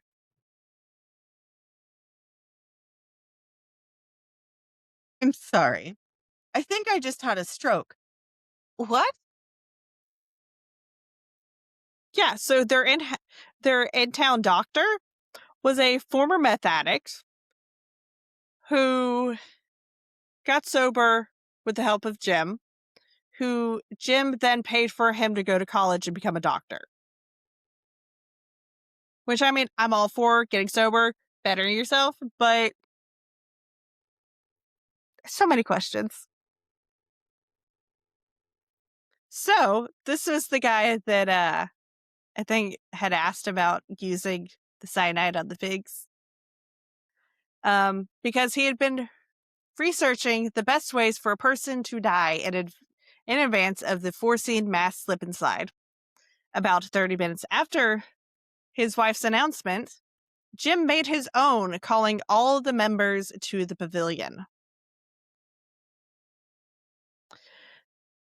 A 44-minute cassette tape is known as the death tape, which recorded part of the meeting Jim called inside the pavilion in the early evening of November 18th. When the assembly gathered, referring to the Ryan delegation back to Georgetown, Jim told the gathering, one of those people on that plane is going to shoot the pilot. I know that. I didn't plan it, but I know it's going to happen. They're going to shoot that pilot and down comes the plane into the jungle, and we had better not have any of our children left when it's over because they'll parachute in here on us. Direct quote. I know. Jim then urged temple members to commit revolutionary slip and slide. Such an act had been hypothesized by Jim as far back as the temple's existence in San Francisco. And according to Jonestown survivors, its theory was you can go down in history saying you chose your own way to go, and it is your commitment to refuse capitalism and in support of socialism. That's not how that works. No, it wasn't. Here's the thing. What started out as a socialist and communist experiment roughly got mutated into a cult.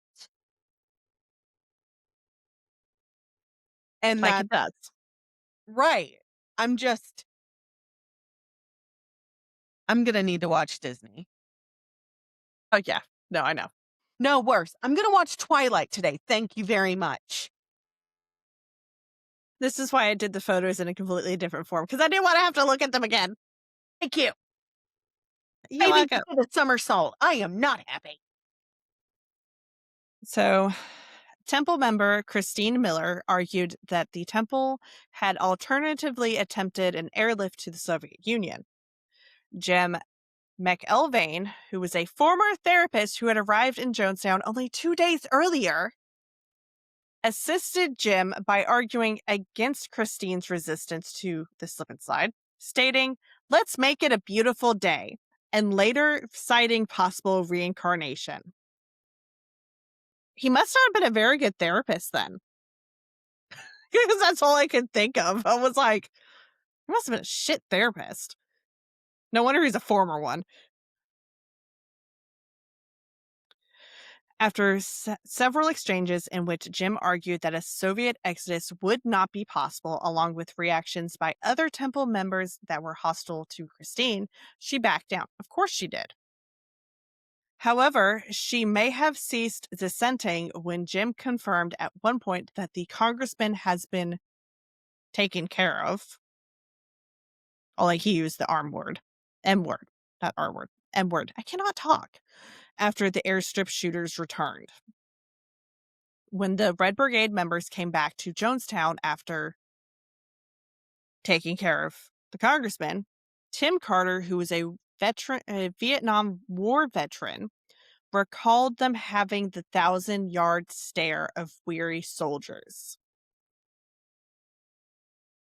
Because that says a lot. After Jim confirmed that the congressman's dead, no dissent is heard on the death tape after that. By this point, armed guards had taken up positions surrounding the pavilion. Directly after this, Jim stated that the Red Brigade's the only one that made any sense anyway, and the Red Brigade showed them justice. In addition to McElvain, several other temple members gave speeches praising Jim and his decision for the community to commit slip and slide, even after Jim stopped appreciating this praise and begged for the process to go faster. Because he's like, I want it done and over with. Let's go. According to escaped temple member Odell Rhodes, who was the first to take the poison, was Rouletta Paul and her 1-year-old infant. A syringe without a needle fitted was used to squirt the poison into the infant's mouth, after which Rouletta squirted another syringe full into her own mouth. Stanley Clayton also witnessed mothers with their babies first approach the tub that contained the poison. Stanley said that Jim approached people to encourage them to drink the poison, and that after the adults saw the poison begin to take effect, they showed a reluctance to die. Yeah, because it was not a quick way of going. The poison caused death within 5 minutes for children, obviously less for babies, and an estimated 20 to 30 minutes for adults. So it gave them time to go, oh shit, what did I just do? After consuming the poison, according to Odell, people were then escorted away down a wooden walkway leading outside the pavilion. It is not clear if some initially thought the exercise was another White Night rehearsal or not. Odell reported being in close contact with dying children. In response to reactions of seeing the poison take effect on others, Jim counseled, "Die with a degree of dignity. Lay down your life with dignity. Don't lay down with tears and agony." He also said, "I tell you, I don't care how many screams you hear. I don't care how many anguished cries. Death is 1,000,000 times preferred to 10 more days of this life. If you knew what was ahead of you, you'd be glad to be stepping over tonight." Yeah. Odell Rhodes described a scene of both hysteria and confusion as parents watched their children die from the poison. He also stated that most present quietly waited their own turn to die, and that many of the assembled temple members walked around like they were in a trance. Survivor Tim Carter later suggested that, like a previous practice, that day's lunch of grilled cheese sandwiches may have been tainted with sedatives to make them more compliant, basically sheep to the slaughter. The crowd was surrounded by armed guards, offering members the basic dilemma of death by poison or death by a guard's hand. Those are your only choices. Cries and screams of children and adults are audibly heard on the death tape. As more temple members died, eventually the guards themselves were called in to take the poison. Jim was found dead lying next to his chair in the pavilion between two other bodies, his head cushioned by a pillow. His death was caused by a pew-pew wound to his left temple that the Guyanese chief medical examiner Leslie Mutu stated was consistent with being self-inflicted. So he didn't want to go the same way as everybody else. He had to go by his own hand.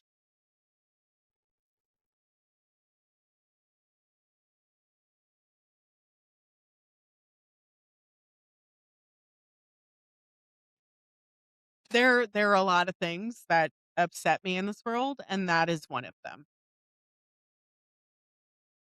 Aside from the fact that my headphones keep hurting my ears. It's just like it only happens during freaking pollen season when the trees be mating. I have a piercing right here that gets inflamed, and I have one over here. And it's because I was dumb and trusted my mom to take me to an actual piercer.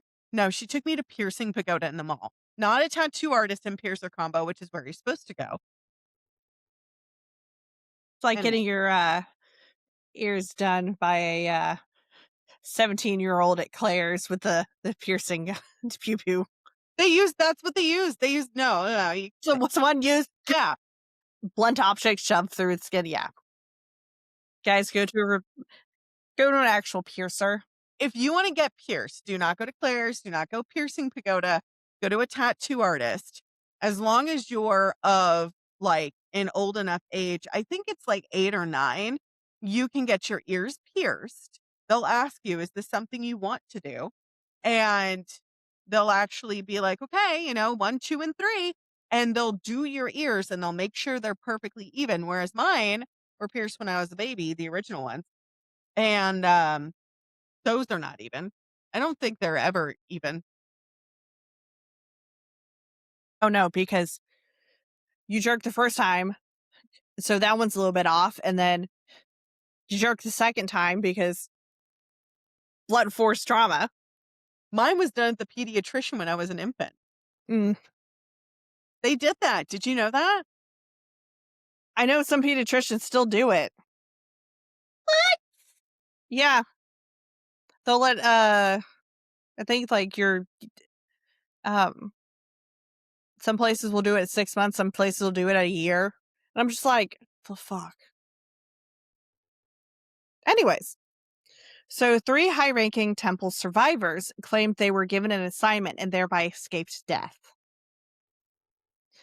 Okay. Carter and his brother Mike, age 30 and 20, and Mike Prokes, who was age 31, were given luggage containing $550,000, which in U.S. currency, which was $2,734,157.98, and $130,000, which was, well, today it's $621.43 US. Then it was close to $50,980.39 in US currency. So the 130,000 was in Guyanese currency, and an envelope which they were told to deliver to the Soviet embassy in Georgetown. The envelope contained 2 passports and 3 instructional letters, the first of which was to Fyodor, stating, "Dear Comrade Fyodor, the following is a letter of instructions regarding all of our assets that we want to leave to the Communist Party of the Union of Soviet Socialist Republics, the USSR. Enclosed in this envelope are letters which instruct the banks to send the cashier's checks to you. I am doing this on behalf of People's Temple because we, as communists, want our money to be of benefit for helping oppressed peoples all over the world or in any way that your decision-making body sees fit." Again, I have questions. Right. So the letters included listed accounts with balances which totaling in excess of 7.3 million US dollars at that point, which now it's $36,289,733.13. That's a lot of chip. Yeah. To be transferred to the Communist Party of the Soviet Union. Prokes and the brothers soon ditched most of the money and were apprehended heading to a temple boat at the airstrip. It is unknown how they reached Georgetown, 150 miles, 240 kilometers away, since the boat had been sent away earlier that day. They probably swam. I mean, no. I mean, if I'm getting the hell out of Dodge, I'm going to get the hell out of Dodge. Do you know what's in that water? Death. It's better than... It's true. That's true. Probably what they were facing. So it's death or death. Like... Eddie Izzard. Cake or death? Cake, please. Very well, then you should have cake. Oh no, we're all out of cake. What am I going to have? Oh, death. Very fine. You will have the chicken. Anyways, so the brothers were given the task before the slip and slides began and soon abandoned it when they realized what was about to happen. Tim Carter desperately tried to search for his wife and son, discovering his son in time to witness him being poisoned and his wife killing herself in despair. At this point, Tim had a nervous breakdown, was pulled away from the village by his equally distraught brother. So they pretty much were being sent to Georgetown and ended up back at the village because they're like, oh shit, like something's going on. Right. Probably because they were nosy and read the letter and was like, oh crap. Now Jim's sons, Stephen, Jim Jr., and Tim were in Georgetown with the town's basketball team to play in a tournament with the Guyanese national team. You'd think they'd have planned this out a little bit better and make sure that like the basketball team was there too. I don't know. I'm just saying. In the moments before the slip and slide, Jim contacted Stephen with orders to get revenge on enemies of the temple in Georgetown before committing slip and slide themselves. Stephen not only refused to do so, but then contacted the temple's headquarters in San Francisco and told them not to do anything without his permission. So ignore everything my dad's doing. I am leader now. I am the captain now. Just before the start of the final meeting in the pavilion, Gary and Lane were told that the community was angry with them and were escorted to a house used to accommodate visitors. According to them, They talked their way past 2 armed guards and made it to the village before eventually arriving in Port Katuma. While in the jungle near the settlement, they heard gunshots. This observation concurs with the testimony of Clayton, who, having previously fled to the jungle, heard the same sounds as he was sneaking back into Jonestown to retrieve his passport. Odell Rhodes volunteered to fetch a stethoscope and hid under a building. 2 more people who were intended to be poisoned managed to survive. Grover Davis, who was 79, was hard of hearing and missed the announcement to assemble on the loudspeaker. He laid down in a ditch and pretended to be dead. It had saved his life. Hyacinth Thrash, who was 76, realized what was happening and crawled under her bed, only to walk out after the poisons were completed. So, they survived. They survived at their old age. Good. For them. It's proud of them.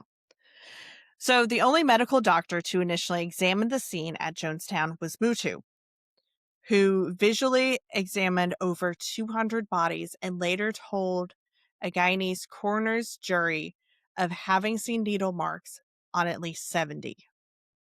However, no determination was made as to whether those injections initiated the introduction of the poison or whether they were so-called relief injections to quicken death and reduce suffering from convulsions from those who had previously taken the poison orally. Because I'm sure at some point they ran out of the Kool-Aid. Or the Flavor Aid.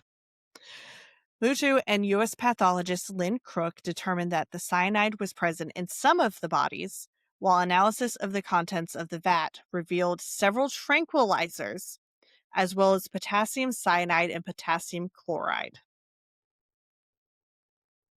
Plastic cups, Flavor Aid packets, and syringes, some with needles, some without, littered the area where the bodies were found. Mutu concluded that a gunshot wound to Annie Moore could not have been self-inflicted, though Moore had also ingested a lethal dose of cyanide. Guyanese authorities waived their requirement for autopsies in the case of unnatural death. Doctors in the U.S. performed autopsies on only 7 bodies, including those of Jim, Annie Moore, Snatch, and Carolyn Layton. Moore and Layton were selected among those autopsies in part because of the urging of the Moore family, including Rebecca Moore, who was the sister of the 2 victims, but was not a temple member herself. So what I realized researching a lot of this is a lot of their members were family to each other. It was very intermarried. Yeah, it was a little fucked up, guys. A little. Okay, a lot fucked up. I was gonna say, Rachel. So there were notes from the deceased residents because they had like 20, 30 minutes write out things before the poison took effect. So found near Jim's wife's body was a typewritten note dated November 18th, 1978. So that means that she prepared this. She sat there and typed it out. I ain't got time to do that. You're lucky if you get it handwritten. So it was signed by Marcial and witnessed by Moore and Maria Cataras, stating, "I, Marcial Jones, leave all bank assets in my name to the Communist Party of the USSR. The above bank accounts are located in the Bank of Nova Scotia in Nassau, Bahamas. Please be sure that these assets do get to the USSR. I especially request that none of these are allowed to get into the hands of my adopted daughter, Suzanne Jones Cartmel. For anyone who finds this letter, please honor this request as it is most important to myself and my husband, James W. Jones." But the fact she specifically said, "Make sure my adopted daughter gets nothing. You get nothing." Wait, that sounds familiar. All right, Gene Wilder was hilarious. Mouse, let me tell you, I listen. I need to buy those books for the babies. I was going to say, he was Johnny Depp before Johnny Depp. He became the character, was a hit in everyone.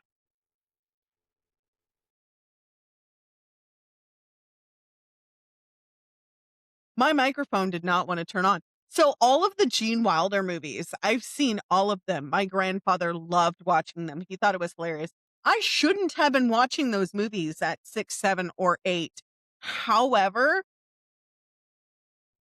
regardless, my grandfather loved it, and he was all about cowboys and true Americans, and he was that kind of guy. But if you met him, And Mel Brooks movies. Mel Brooks, let me tell you, he loved Mel Brooks. And the guys that I would bring home, or the female friends I was friends with, if they were at all disrespectful or rude to my parents, he would just look at them and be like, "You can leave." And I was like, "Oh." Like, no shade at all, but he absolutely just Gene Wilder was one of his favorites. That and the cowboy, Clint Eastwood. That's how he said it, the cowboy, put on the cowboy. I mean, Clint Eastwood, he aged fantastic. Anyways, getting sidetracked. So Moore also left a note in which in part stated, "I am at a point right now so embittered against the world that I don't know why I am writing this. Someone who finds it will believe I am crazy or believe in the barbed wire that does not exist in Jonestown." The last line, "We died because you would not let us live in peace." It is written in a different color ink. No specific reference is made to the events of the day. Moore also wrote, "Jonestown, the most peaceful, loving community that ever existed." I about choked on my drink when I read that. I was gonna say, ma'am. Also, I have to pee so bad and I haven't gotten up once. I have to say. I know. Okay, I'll be right back.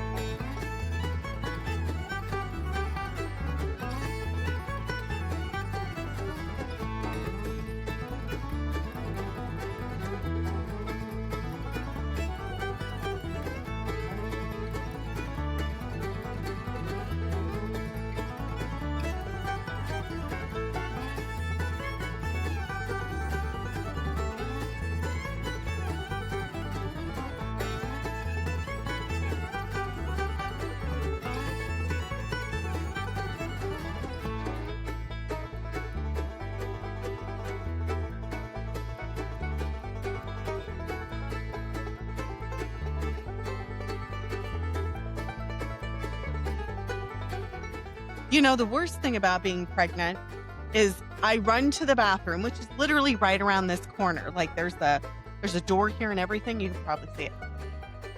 I sit down and my bladder just goes, "I don't want to." No. I changed my mind. I don't want to do it anymore. That Like, is no, we are here. You're doing the thing. That is not how this works. Okay. So, in addition, she stated, "Jim Jones, the one who made this paradise possible, much to the contrary of the lies stated about Jim Jones being a power-hungry, sadistic, mean person who thought he was God of all things. And his hatred of racism, sexism, elitism, and mainly classism is what prompted him to make a new world for the people, a paradise in the jungle. The children loved it. So did everyone else." Found near Carolyn Layton's body was a handwritten note signed by her, witnessed by Catteris and Moore, dated November 18th, 1978, stating, "This is my last will and testament. I hereby leave all assets in any bank account to which I am a signatory to the Communist Party of the USSR." Proceeded. So, in the early evening of November 18th, at the temple's headquarters in Georgetown, temple member Sharon Amos received a radio communication from Jonestown instructing the members in Georgetown to take revenge on the temple's enemies and then commit revolutionary slipperside. Later, after the police arrived at the premise, Sharon escorted her children, Leanne, 21, Krista, 11, and Martin, 10, into a bathroom. Wielding a kitchen stabby stab, she first killed Krista and then Martin, and then Leanne assisted Sharon cutting her own throat, after which Leanne killed herself. Jim's sons, Stephen, Tim, and Jim Jr. later found the bodies.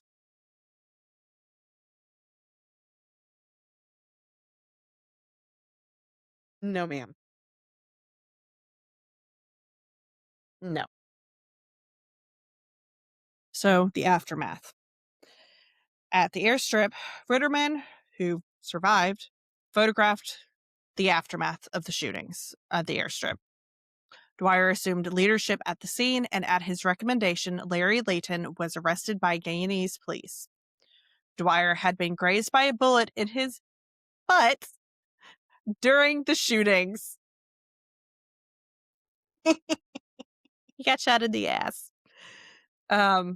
I can't really say much because my great-grandfather also received a shot in the ass. I got shot in the buttocks. They were so with my great-grandfather, they couldn't remove the bullet, so it stayed with him until he died. So, yeah, that's World War II. Anyways, back to 1978. It took several hours before the 11 wounded and others in their party gathered themselves together. Most of them spent the night in the cafe, and the more seriously wounded slept in a small tent at the airstrip because they couldn't really move them. A Guyanese government plane arrived the following morning to evacuate out the wounded. 5 teenage members of the Parks and Bogue families, with one boyfriend, followed the instructions of survivor Gerald Parks to hide in the adjacent jungle until help arrived and their safety was assured, because you can't trust anybody right now. Therefore, that group was lost for 3 days in the jungle and nearly died. Because they kept running into the jungle and so they got lost. One of them, Tom Bogue, had been wounded in the leg. Guyanese soldiers eventually rescued them because they had to be like, guys, stop running. We're here to help you, not shoot you. Right. And they're probably just thinking like, I'm trying to save myself kind of thing. But that's how people die. So after escaping Jonestown, Rhodes arrived in Port Katuma on the night of November 18th. That night, Clayton stayed with a local Guyanese family and traveled to the airstrip.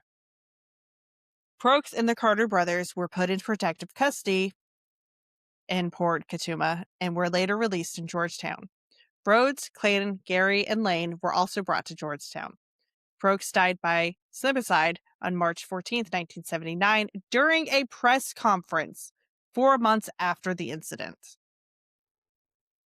Way to make a statement. 914 of the 918 dead, including Jim himself, were collected by the U.S. military in Guyana and then transported by a military cargo plane to Dover Air Force Base in Delaware, which was a location that had been used previously for the mass processing of the dead from the Tenerife airport disaster. So they were still dealing with that, and then they have this. But also, Dover Air Force Base is where a lot of our military deceased land to then be processed to their families, to their final destination. So Dover is used to this, unfortunately, if you can ever get used to it. So the last shipment of the bodies arrived early on the morning of November 27th. Remember, they died the 18th. It is now the 27th. Right. They're in body bags and then put into containers to be shipped. By the time they got them loaded into the body bags, the bodies had already started bloating. And so the base's resources were overwhelmed because the base's mortuary was tasked with fingerprinting, identifying, and processing. Numerous individuals were tasked with moving or identifying the bodies suffered symptoms of PTSD.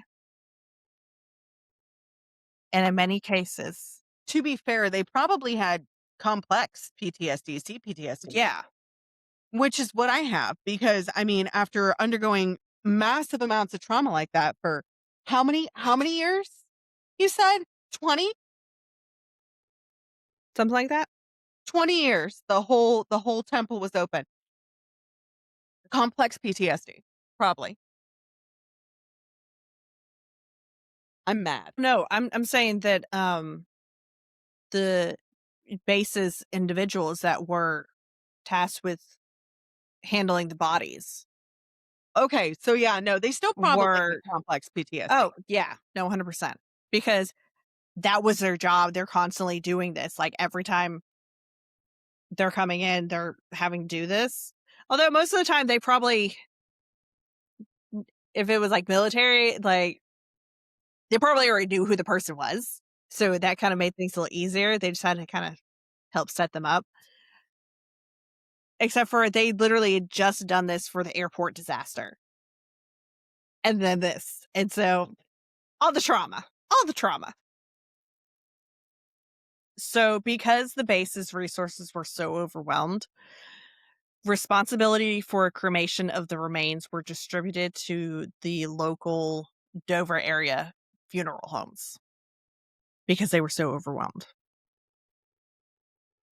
In August of 2014, the never claimed cremated remains of 9 people from Jonestown were found in a former funeral home in Dover. As of September 2014, 4 of their remains had been returned to next of kin, and the remaining 5 had not. Because sometimes you just don't have family. Well, and you have to remember a lot of the family that went to Jonestown or was part of the Jonestown revival didn't have any family Anybody left. else. Right, and it was just them and their little, whatever family they had. So those 5 were publicly identified in the hope that family would claim their remains. When that did not happen, all 5 were interred at the Jonestown Memorial at Evergreen Cemetery in Oakland, California, along with the remains of approximately half of those that perished that day. Which, if you haven't gone there, I've from California, I've gone there. It's quite a beautiful memorial. Have you seen it? I only saw pictures. It for what Honey, happened. if I had been to California, I would have told you this long before now.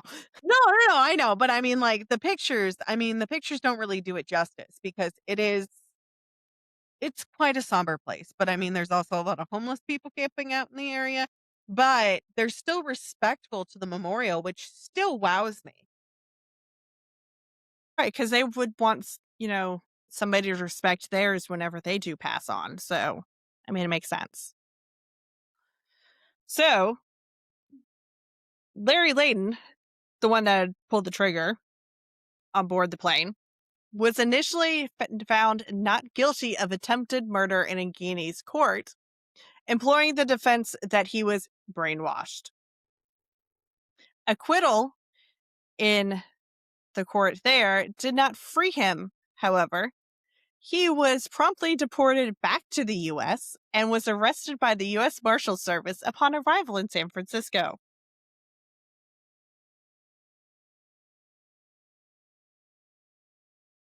However, he could not be tried in the U.S. for the attempted murders of Gosney, Bagby, Dale Parks, and the Cessna pilot on Guiana soil, and was instead tried under a federal statute against assassinating members of Congress and internationally protected people, which was Ryan and Dwyer. He was convicted of conspiracy and of aiding and abetting the murder of Ryan and the attempted murder of Dwyer. He was paroled in 2002 and is still the only person ever to have been held criminally responsible for the events. Because the mastermind behind all of it took his own life, so can't prosecute the dead, much as we would like to. Bring back alive, prosecute him again. There are many people I would like to do that to. Let's just state that for the obvious. This is true. Same. So the events at Jonestown were covered heavily by the media, and photographs pertaining to it adorned newspaper and magazine covers for months after its occurrence. The People's Temple was labeled a cult of death by both Time and Newsweek magazines. In February, so a couple months later, of 1879, 98% of Americans polled said that they had heard of the tragedy. George Gallup stated that few events, in fact, in the entire history of the Gallup poll have been known to such a high percentage of the U.S. public. After the deaths, both the House Committee on Foreign Affairs and the State Department itself criticized the latter's handling of the temple. So they criticized their own self. The Guyanese political opposition seized the opportunity to embarrass Prime Minister Burnham by establishing an inquest which concluded that the Prime Minister was responsible for the deaths at Jonestown. Because he didn't stop it. The Cult Awareness Network, CAN, it was a group aimed at deprogramming members of cults, was formed soon after the deaths. The group, which included Ryan's daughter Patricia, was involved in various personal, social, and legal battles with a range of religious organizations, from the Family International and Scientology to David Koresh's branch of Davidians, where they were found to be influential on law enforcement's concerns for children in the eventual Waco siege in 1993. After a slew of legal and fiscal issues, CAN went bankrupt in 1996. Because of course it did. In late February 1980, Al and Jeannie Mills, who were the co-founders of Concerned Relatives, and their daughter Daphne were shot and killed execution-style in their Berkeley, California home. Eddie Mills, their son, was believed to have been involved to the extent that he was arrested in 2005. They died in 1980, but charges were never filed against him. The case has not been solved. In 1984, former Temple member Tyrone Mitchell, who had lost both of his parents and 5 siblings at Jonestown, fired upon students at a Los Angeles elementary school from a second-story window, killing 2 and injuring 12. Mitchell then turned his weapon on himself and committed slipper slide. Because trauma. Right. It makes you do a lot of insane things.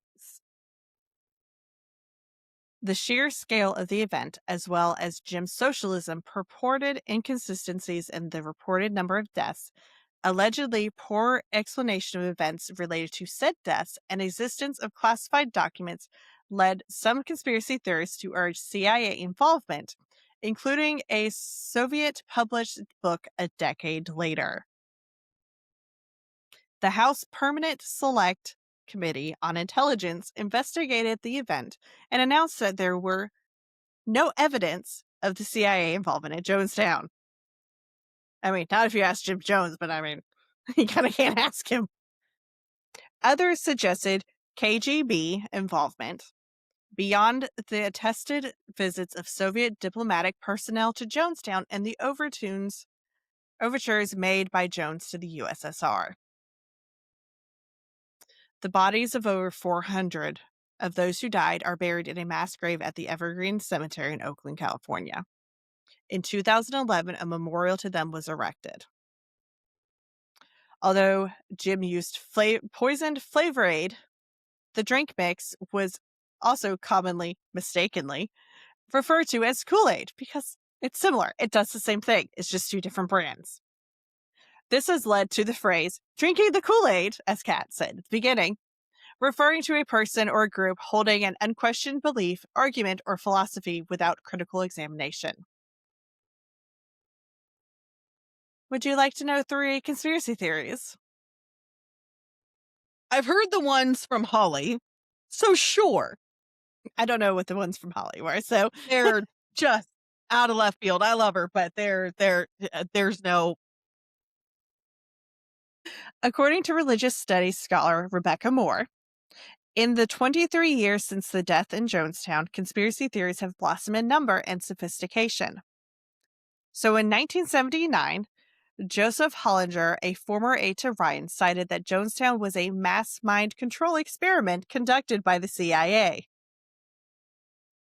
A 1980s newspaper column by Jack Anderson also claimed that the CIA was involved in the massacre and speculated that Dwyer had ties to the agency. In 1980, an investigation by the United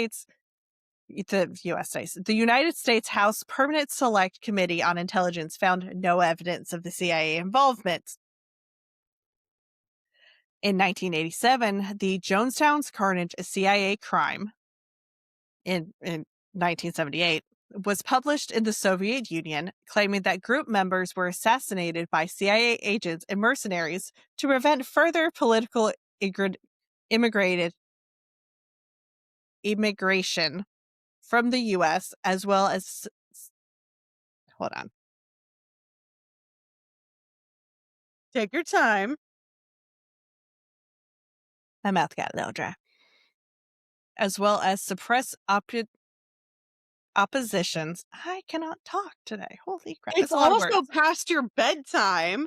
Holy shit, I just looked at the clock. We're I was like, 3 hours. So oopsies. I told you it was going to be a long one.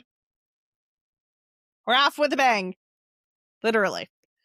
Opposition to the U.S. regime. Political scientist Janos Radvanyi cites the book as an example of Soviet active measures during the 1980s that spread both disinformation stories and enemy propaganda against the United States, adding, "It's hard to imagine that anyone could believe so ridiculous a story." So, last little bit. Almost done. So, the former site now, because they had leased it, went back to the government.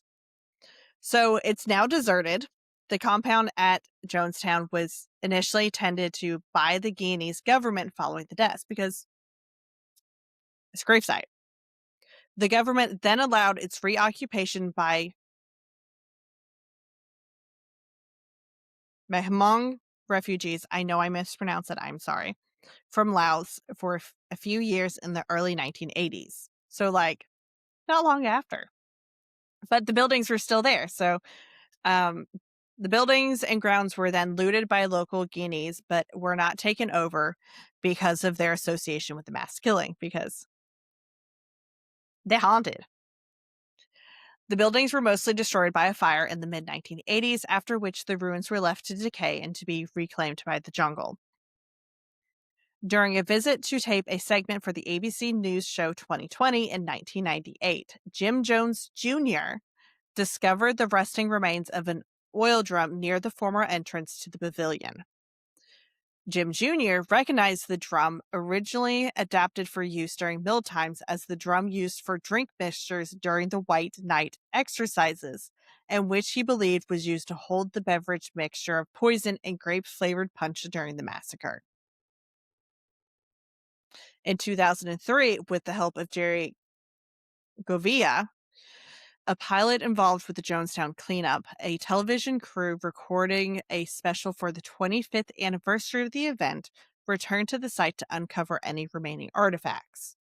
Although the site was covered with dense vegetation at this point, the team uncovered a standing cassava mill, possibly the largest remaining structure, the remains of a tractor, speculated to be the same tractor used by the airstrip shooters, a generator, a filing cabinet, a truck near the site of Jim's house, a fuel pump, and several small miscellaneous items.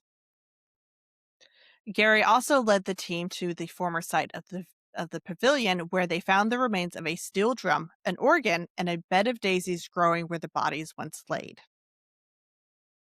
In December of 2024, it was announced that there were plans to open the old site as a tourist attraction, with the first tourist scheduled to arrive in January 2025, paying $650 per person. The scheme is supported by the Guyanese government. The move to open the Jonestown site for tourism was opposed by several Guyanese figures, including University of Guyana's lecturer Neville Bisember and former spokesperson of the government of Guyana during the Jonestown massacre, Kit Nascimento. So they wanted to treat it like Disneyland. Yes, or pretty much, I guess. Like, I don't know, like, building things, but kind of like historical parks or that the national parks here where they have the active decay sites in the towns and stuff. I would think it would be like that, but those towns are usually ghost towns, not murder sites. Well, I mean, and then you have cases like with Auschwitz or Berman-Watts. I think that's the name. I'll put the name up here. I know it starts with a B, but But that's different because that's well, no. educating. What I was gonna say is they built blocks to signify the amount of graves for the amount of people that have passed away that went through the gates of that area, and people were doing yoga poses. And even though there's security on site, this is why we can't have nice things ever. have you not seen those? Like they try. The internet is forever, guys. Just to let you know. But hold on, let me find it. Keep going. I'm gonna find that photo for you. You're muted.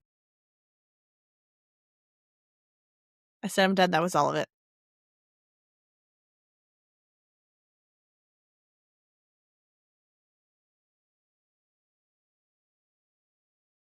The damn browser keeps changing it to Yahoo.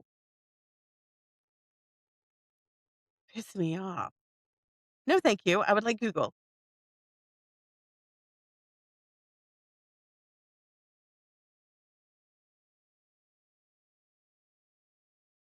Okay. Auschwitz Museum tells visitors.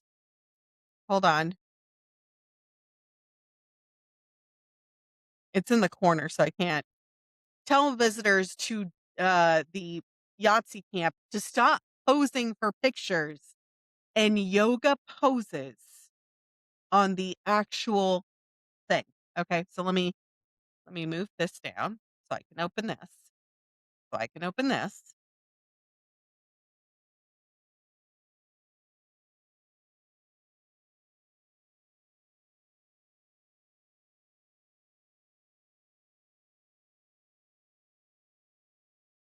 Where are you? There you are. This is just one of the photos. Right here. This is just one of the photos. And so what somebody did is that they went through and they photoshopped and tagged the original person who had actually posted these images on their social media and actually posted what the historical photos were in the background. Good. Shame the fuck out of them. So if you can see, It was called Holocaust, and it's the selfies at the Holocaust museums, and there's like it goes quickly, so give me 1 second. Guys, don't do that. Be respective. There's a guy who's Respectful. juggling in the where one of the pits was, where they found one of the bodies, the mass graves, and as somebody's family who had to deal with the negative side effects of that, because unfortunately where my grandfather was at that time, he didn't really have a choice, you know? Um, that's one of the topics I even told Rachel we will never cover. There's far too much of it that I am upset about still, Right. and I wasn't even alive at that time. And having family members who fought in the war. On both sides Dude. too. Well, as far as I know, my family fought with the Allies, but having lost a great uncle and my great grandfather being shot at, it's and like my grandmother having lasting effects from just the rationing through the war, just from 1940 to 1945, just for 5 years, but it changed her so much because during those 5 years, it's so important for your brain to get the right nutrients, the right fats and everything to build your brain. Even though she was smart as a whip, but it caught up to her in the end. And yeah, no, that like even though World War II is one of my It's our Roman Empire. interests, Yeah. I will never cover it on this podcast ever. That is a hard stop. I mean, if anything, we'll do like the history of the Monuments Men. That is something I do want to cover. Is they were brilliant people. I do want to cover that as an interesting Right. topic. Like little things like that, or talking about like the Christmas Day. Yeah, I know what you're talking about. It's fine. I'm trying to think of words, but my brain's not wanting to go.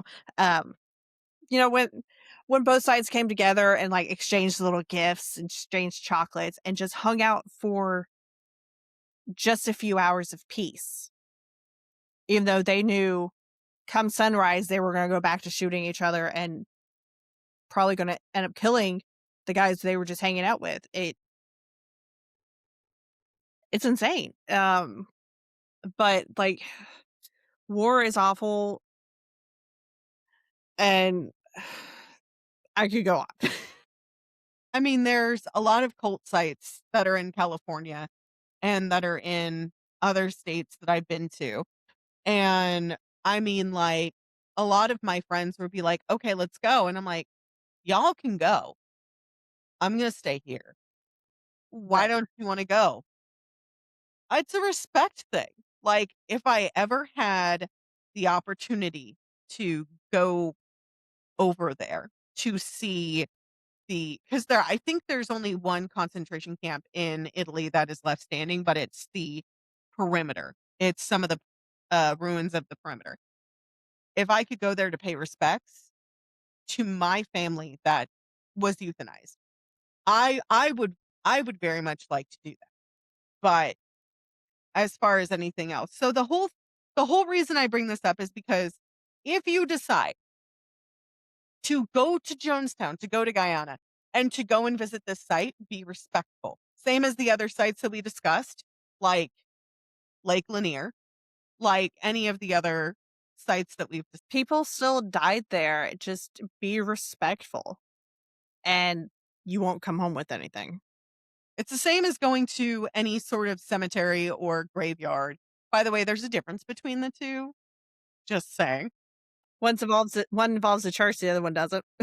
Exactly. So, I mean, it's one of those things. But we're gonna end today on a good note, on a positive note.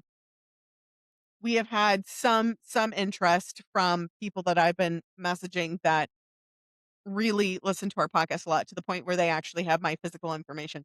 And they're like, "Hey, so are you really going to be doing like an extra episode a month?" And I was like, "Yeah, we're going to be doing an extra episode. It's going to be called Serotonin Saturdays." And they were like, oh my gosh. Like, thank you so much. There's only so much death and destruction and mayhem I can handle. And I was like, us too, you know, That's why we like, had to take 4 months off. aside from the fact that I found out that I was pregnant and I needed a little bit of a reprieve because I was so tired. We had this planned before you found out you were pregnant. So, I mean, Yeah. it just happened to all line up. I think it was June. I think it was May or June. We decided on August being the end date, or October being the end date. And then you got pregnant in August. I did. And I was like, no, I'm not. And then, anyway. By October, you're like, maybe I actually am. Maybe I actually am pregnant. Which we're hoping to record a lot of these and just get them up and done. So that way when brisket arrives, I'm not sitting up at 3 a.m. editing video. We're going to get you a, I mean, as long as baby's asleep, you can do whatever. But Right. if baby's up, it's like, tie your baby to your chest and just, if you're working, shish, work. I gotta find a wrap that's actually, a lot of them that are quote unquote plus size aren't actually plus size. I'm a 3XL, 4XL. And so I can't find anything that's in my size. But yeah, Right. happy topic, Serotonin Saturdays. If you guys want cases that are happy cases, like I think we were talking, Send them in, guys. send them in. TPW3M podcast at gmail.com. The original topic we were going to cover was the Roof Man movie, because it's based off of an actual guy who never harmed anyone until the last robbery. And I was like, this is actually a feel good thing, because he was trying to get enough money to take care of his family. And I was like, I understand that. I get that. But he's never harmed, like physically wanted to harm anybody or hurt anyone. And I was like, that's a feel good kind of story. Like, not saying you should actually do that. He just didn't have a choice at the end. He really didn't. But we're gonna leave you with that note. Until next time, stay feral. At the hand. And we'll see you guys next time. Okay, bye. Bye. Well, party possums, that's today's dose of the Pandemonium. Thanks for listening and watching the AudiHD chaos. Review, comment, and don't forget to subscribe. Tune in next week for more continued madness. And as always, stay feral.